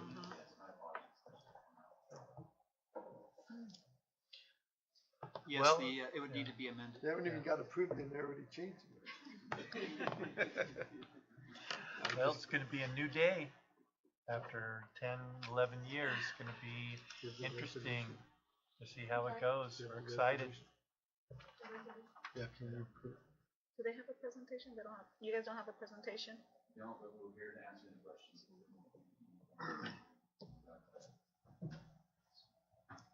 Are excited? Possibility? Excited, nervous. Scared? Yeah, With- we've all been laid off as of December 31st, so we have nowhere to go. But we are very excited, and we feel like there's a wonderful prospect. Brett's given us some hope too, because our numbers are looking pretty good this year. Very We good. reduced expenses by quite a bit, so we're very optimistic that we're going to. But yeah, doesn't work out, we're gonna chase those guys down and their jobs. So working on the lights in town and stuff like that, I recently went down to the basement area in McDermott, and there's a bunch of there's stuff in there. And I think some of it can be used, but McDermott doesn't use any of those bulbs that they have down there and stuff like that. But I mean, do you guys want to get everything out of there and only keep the stuff that's actually pertinent? Yeah, absolutely. Because the way I looked at it, I mean, there was, a lot of stuff down there. That doesn't seem like you guys would be Yeah, where are you guys? where the computers are, Oh, in the IT. or the IT room, Okay. in that whole area. And it just, if you're gonna take McDermott, I'd rather you have everything that McDermott has to offer. If you're having to go around the city stuff and, No, we would want to separate that. We do want them to take McDermott lock, stock, and barrel so that they have a chance for success. Sure. It's in all of our best interests. But yeah, if there are items there that are not needed for McDermott operations, we should get it out of there and either throw it away, surplus it, or put it to use. yeah. Do you think, there's some bulbs down there that you? Well, there's bulbs that they don't use anywhere in McDermott, but we're changing everything in town. So they're kind of, and there's cases and cases of them down there. Really? I think it just got purchased and nobody really paid attention. That did happen from time to time. But, just that way you have all the space you need for everything you guys need, because, we want it to be a successful venture for you guys. There's gonna be a lot of sorting through lots of different things. Are you guys planning on doing like a major, I'm sorry. No, go ahead. I'm so sorry. See if I A remember major what- like, house cleaning as far as like just maintenance and cleaning? Yeah, so I'm super excited to go to work in jeans and a t-shirt for as much as I possibly can, because that's gonna be So are my. you guys all, equal partners? We're not equal partners, no, we're all purchasing into it with different parts, because it's gonna require capital, operating capital for us to pull this off, so that's kind of the contingency.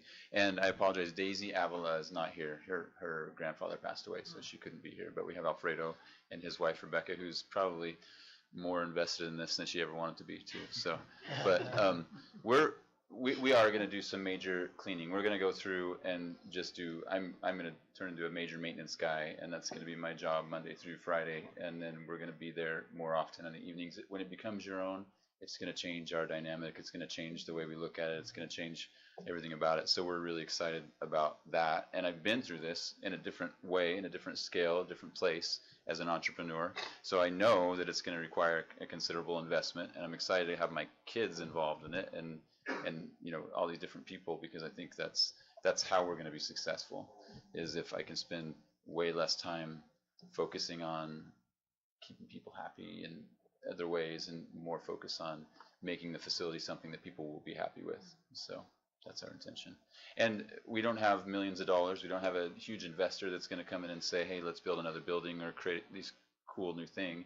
And so we know that it's going to require that we turn the corner, which I think we can do. And when we turn the corner, then we're either going to look at investors or we're going to see that we have investment capital to put into it. And that's our intention, is for a very long time to reinvest and make it very desirable, which it already is, but it's become less and less with less money to work with. So, as a private entity, the zip line, does that change anything? Not at all. Well, we're off, well, I don't know if we're off the hook or not because we still own it. I guess that could happen, but. So we have some ideas with the zip line. And I don't know if I should disclose those here. I was just asking because I mean now. Well, it's not a secret, but. Let's sign the document first, and then you can say then I can tell you all this stuff. Yeah. Gotta get you a paper. We're gonna start with the council. No, but no, the zip line is regulated by OSHA now, which was not the case when we started with the zip line. So there are already some things that need to take place with the zip line just in order for us to operate, even if we were willing to take on the liability of opening with ADA compliance issues.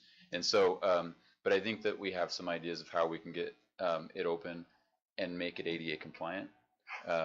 Without making it, we looked into it a couple of years ago, and we realized it was going to cost us like $50,000, which we thought maybe we could pull it off, but then we realized there were so many moving parts to it that it was going to be a workman's comp issue in the future if we did it the way that we were looking at. So this way, I think we can avoid that by making the attraction actually accessible on the 4th level, and then ending it on the 3rd level on the other side, with making it more than a zip line.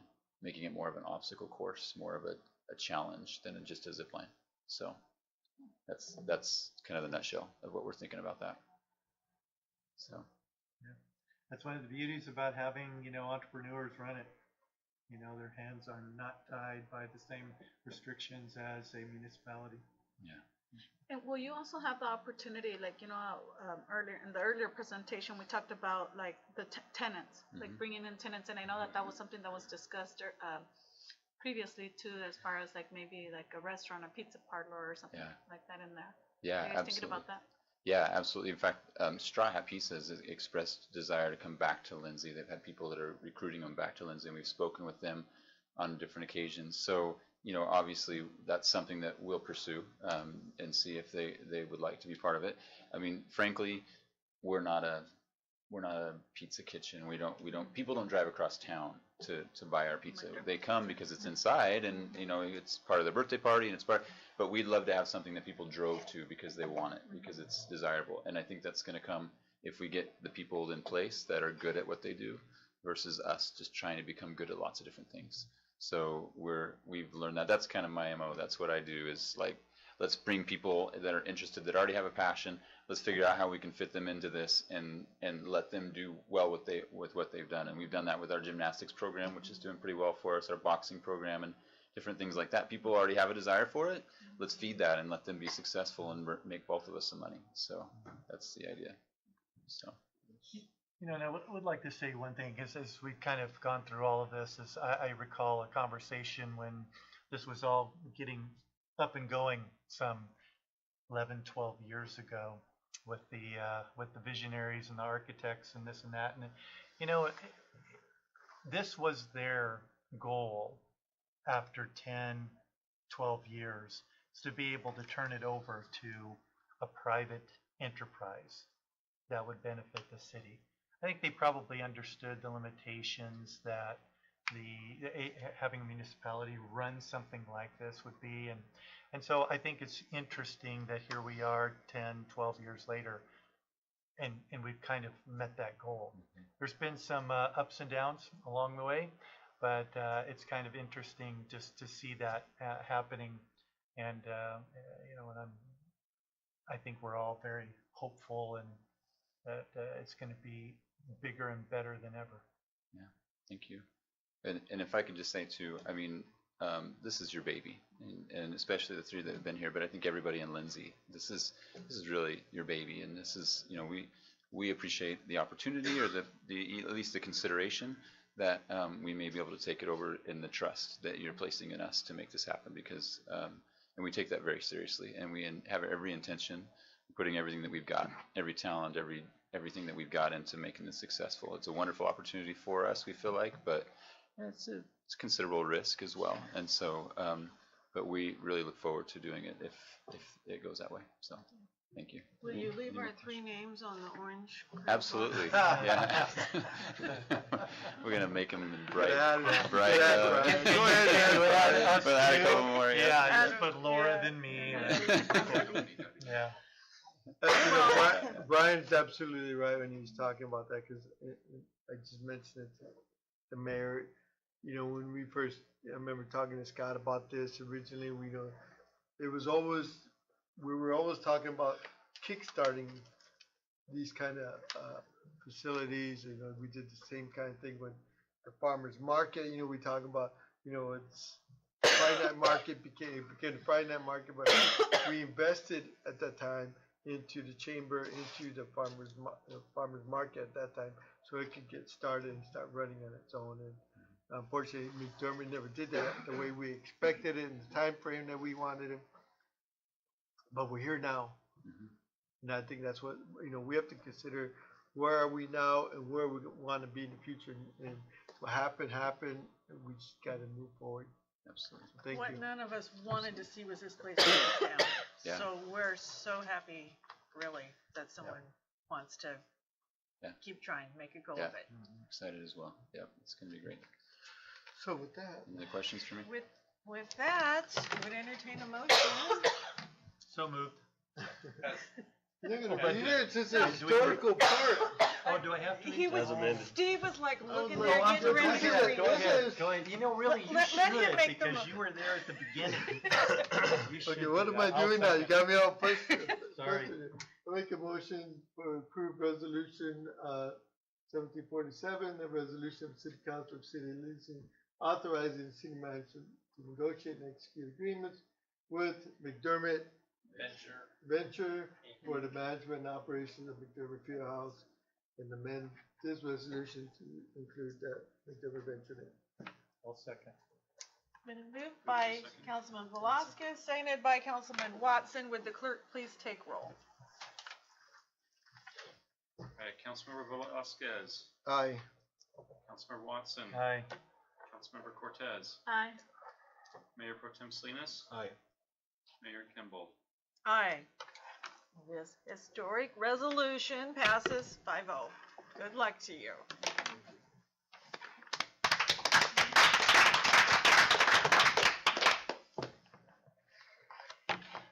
Okay, we're almost done. I will say something else. Go ahead. Sorry. No, go ahead.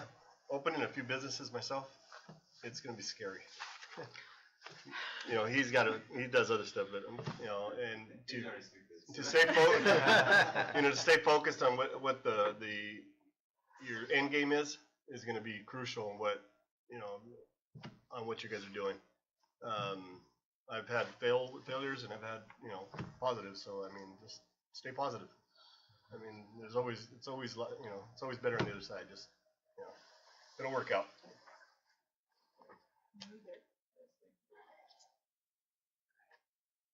All right, council members, does anyone want to suggest a future agenda item? If not, I would entertain a motion to adjourn. Second. Moved and seconded, all in favor? Aye. Aye. All right, this meeting is adjourned until January 9, 2018.